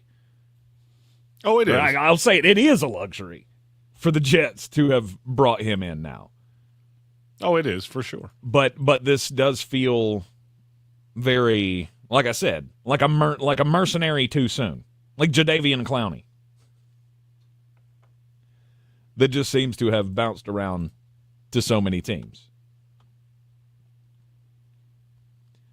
At number 10, Trey Hendrickson. I just think he is perpetually underrated. He's solid against the run. He's an excellent pass rusher. Bengal fans love him. Hell, going back to the New Orleans days, Saints fans will still tell us. We loved Trey. I don't know why he doesn't get more love. I think it's because he's just not flashy at all. I'll put it this way. This is the first time he's ever been on the ESPN top 10 list. That really feels insane. I went back and checked it. It's written in the article. After he got paid last year. And he still had never been on this list. That's what kind of sparked me there was, wow, he got that big contract and still didn't get the respect to get in the top 10. He's a great player. Just an absolutely. He's the kind of guy that every team would want to have. And I think he readily deserves this spot right here at number 10. Okay. Number 11. Now, this one I might be putting the cart just a little bit before the horse, but he was so good last year. I felt like I had to get him on the list somewhere. It's Montez Sweat. Yes. That's a name that I was hoping to hear you say. He changed that Bears defense completely. And now you give him a full offseason, not moving teams in the middle of the year. I'll tell you a funny story or a stat about him that I did not know. Do you know he has almost 42 sacks in his career? Yes. I did not know that. He's only 27 years old. Another Mississippi State guy, by the way. Never had more than 9 in a year. I think that's getting ready to change. He's got 41 and a half sacks in 5 years. I feel about Montez Sweat the same way that I feel about, well, pretty much every Georgia player that you've ever poo-pooed when they come out of the process, right? They're surrounded by such talent. How good are they is always kind of your path with some of these guys. And that's kind of how I feel about Montez Sweat is that, okay, the numbers may not look good because there were so many other dudes around him getting numbers. That's how I feel about him when he was in Washington. You bring him out in Chicago and he has a chance to be the guy, you're going to be very pleased with it. And I think in a short sample size, you saw that at the end of last year. If you ever needed a reason to just completely crucify PFF and say why nobody should ever use their metrics, they hate Montez Sweat. I just hate him. And these are the cases where I need the analytics explained to me analytically. Because I haven't seen, like, you talk a lot about the eyeball test. Every time when I watched Washington football, which wasn't a whole lot, obviously, when he was there. But I did watch a couple of Chicago games last year intently, and he always pops off the screen to me. So are you saying you need the analytics explained to you of why they don't like him? Of why they don't think he's good? Because my eyes tell me he's good. I can explain it to you if you want me to. Yeah, absolutely. It's because analytical servers like PFF view every snap equally. So when he overruns a play, which he does do a lot, they see that and the play that it yields as equally damaging as the sack is, whatever the opposite of that is. Yeah. It's as big a negative as the sack is a positive.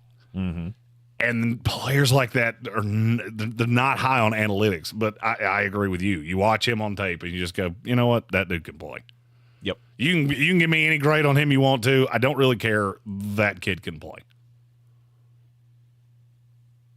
And I thought it was insane that they gave up a second-round pick for him, but they were right and I was wrong. And I told Ryan Pace that to his face.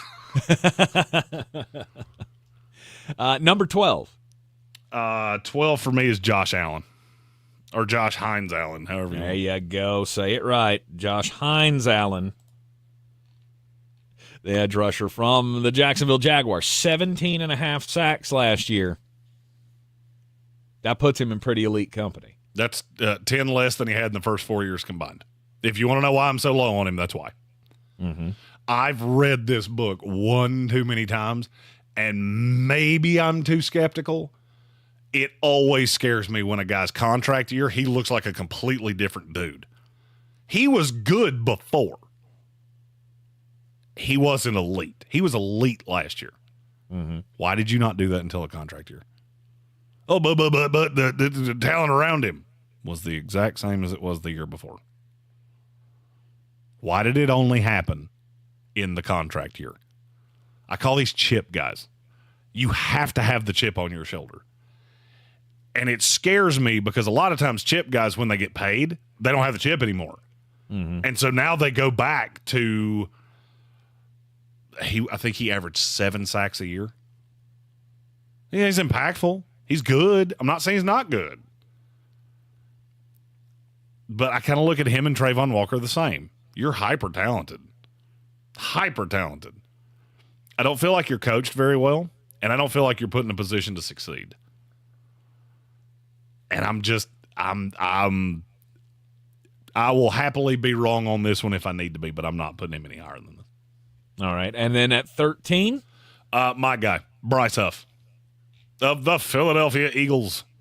Yes. Mr. Pass Rush win rate God. He is the best situational pass rusher in the league. In terms of a guy that doesn't play down in, down out, he is going to consistently get home. I hate that the Jets lost him. And now look, he doesn't hold up against the run. He is thin. But, man, when it comes to getting to a quarterback, he knows how to do it. All right, honorable mentions. Are there any omissions that you wanted me to explain? No, not really. I think you nailed it pretty well. The only name that you didn't say there that I might have had a debate with you about or within myself about would be Rashawn Gary. I like Rashawn Gary. He kind of falls into that, man, you get hurt a lot. I mean, it's only affected his ability to be on the field 1 year. But then again, snap counts and production, he had 1 9.5 sack year. I like him. I can't put him up here with the most elite guys. He is a jack of all trades and really master of none. That is not the name I thought you were going to say. Who did you think? I thought you were going to say Brian Burns. Yeah, I just don't. I don't know that he's. I like him. I've always liked him, but I've always felt like he was never elite. We're in a market that is so biased to Brian Burns that it is pitiful because he is the best pass rusher that you've had in a long, long time. Mm-hmm. The problem is you're about to see in New York, he's not even the best pass rusher on his own team. Kayvon Thibodeau's better than he is. And I'm not sure it's all that close. Brian Burns is a situational pass rusher. Mm-hmm. He is the same thing as Bryce Huff, and he is about half as successful at it. He just does it way more often. Right. Another one that I felt like you would either three more, actually, that I thought you would bring up at some point. Joey Bosa, Matt Judon, and Alex Highsmith. They kind of fall right in line here, though. I'm okay with those guys being top 15, 16-ish guys. Don't know that you're elite. Joey just fell off, and it's three completely different reasons. Joey Bosa just fell off a cliff. Like, if I had never seen him play a snap before last year, I would have thought he was a $3 to $4 million a year player. Matthew Judon's coming off an injury, and at his age, I don't know. If he had not gotten hurt, he would have been on the list. Mm-hmm. Straight up. He would have knocked Bryce Huff off, and he would have been on the list. I don't know where. Probably somewhere around Trey Hendrickson. The injury gives me great pause for concern. The hardest omission I had was Alex Highsmith, and I just couldn't figure out, using my rule of who would I trade you for 1 year, I couldn't find one. But what a position for the Pittsburgh Steelers to be in. Yeah, you got number 3 and a guy that it just pained me to leave out of the top 13. Exactly. All right, that's going to do it for us today here in the Sportsocracy. Back with you tomorrow at noon right here on ESPN Asheville, where we will continue position-by-position rankings ahead of the 2024 NFL season. Have a great evening. We'll see you then. In this week's Marketers Report. Clear. Thank you. Worldwide Marketing at Warner Brothers Discovery weighs in on regional audio marketing and the movies. Everything that we are doing is incredibly data-driven. We are getting signals in every single day about how specific audiences are performing. So although we're marketing at a very broad scale, and that does include specific local markets, that's really the beauty of iHeart's network. You're not serving the same message to a consumer in Nashville necessarily that you may be in New York. You have the ability to be very specific and very personalized, but at a tremendous scale. As the #1 audio company, iHeartMedia gives marketers access to all, from national to local, every audience, live conversations, trusted influencers, and the insights and data you need to grow. Not just a media company, iHeartMedia is your access company. If you're a marketer, go to iHeartResults.com. So the body knows that it needs to heal itself, but it doesn't know how to concentrate it and target it into just one area. So that's where we come in. By we, Dr. Ashley Caravelli means the nation's leader in regenerative medicine, QC Kinetics. We put in those treatments, then it sends out like little signalers to your body. We're able to make the body focus on the areas that need the most healing. QC Kinetics has gathered brilliant medical minds like Dr. Caravelli and Dr. Mitchell Shinecup, a pioneer in the field of regenerative medicine, to lead the way in these innovative pain treatments. So at QC Kinetics, we have a whole team working nationwide with cutting-edge research to reach our patients and treat them and know that surgery is no longer their only option. The consultation is free. Find out if you're a candidate. Call QC Kinetics today. Call QC Kinetics, 828-333-9517. That's 828-333-9517. 828-333-9517. This summer,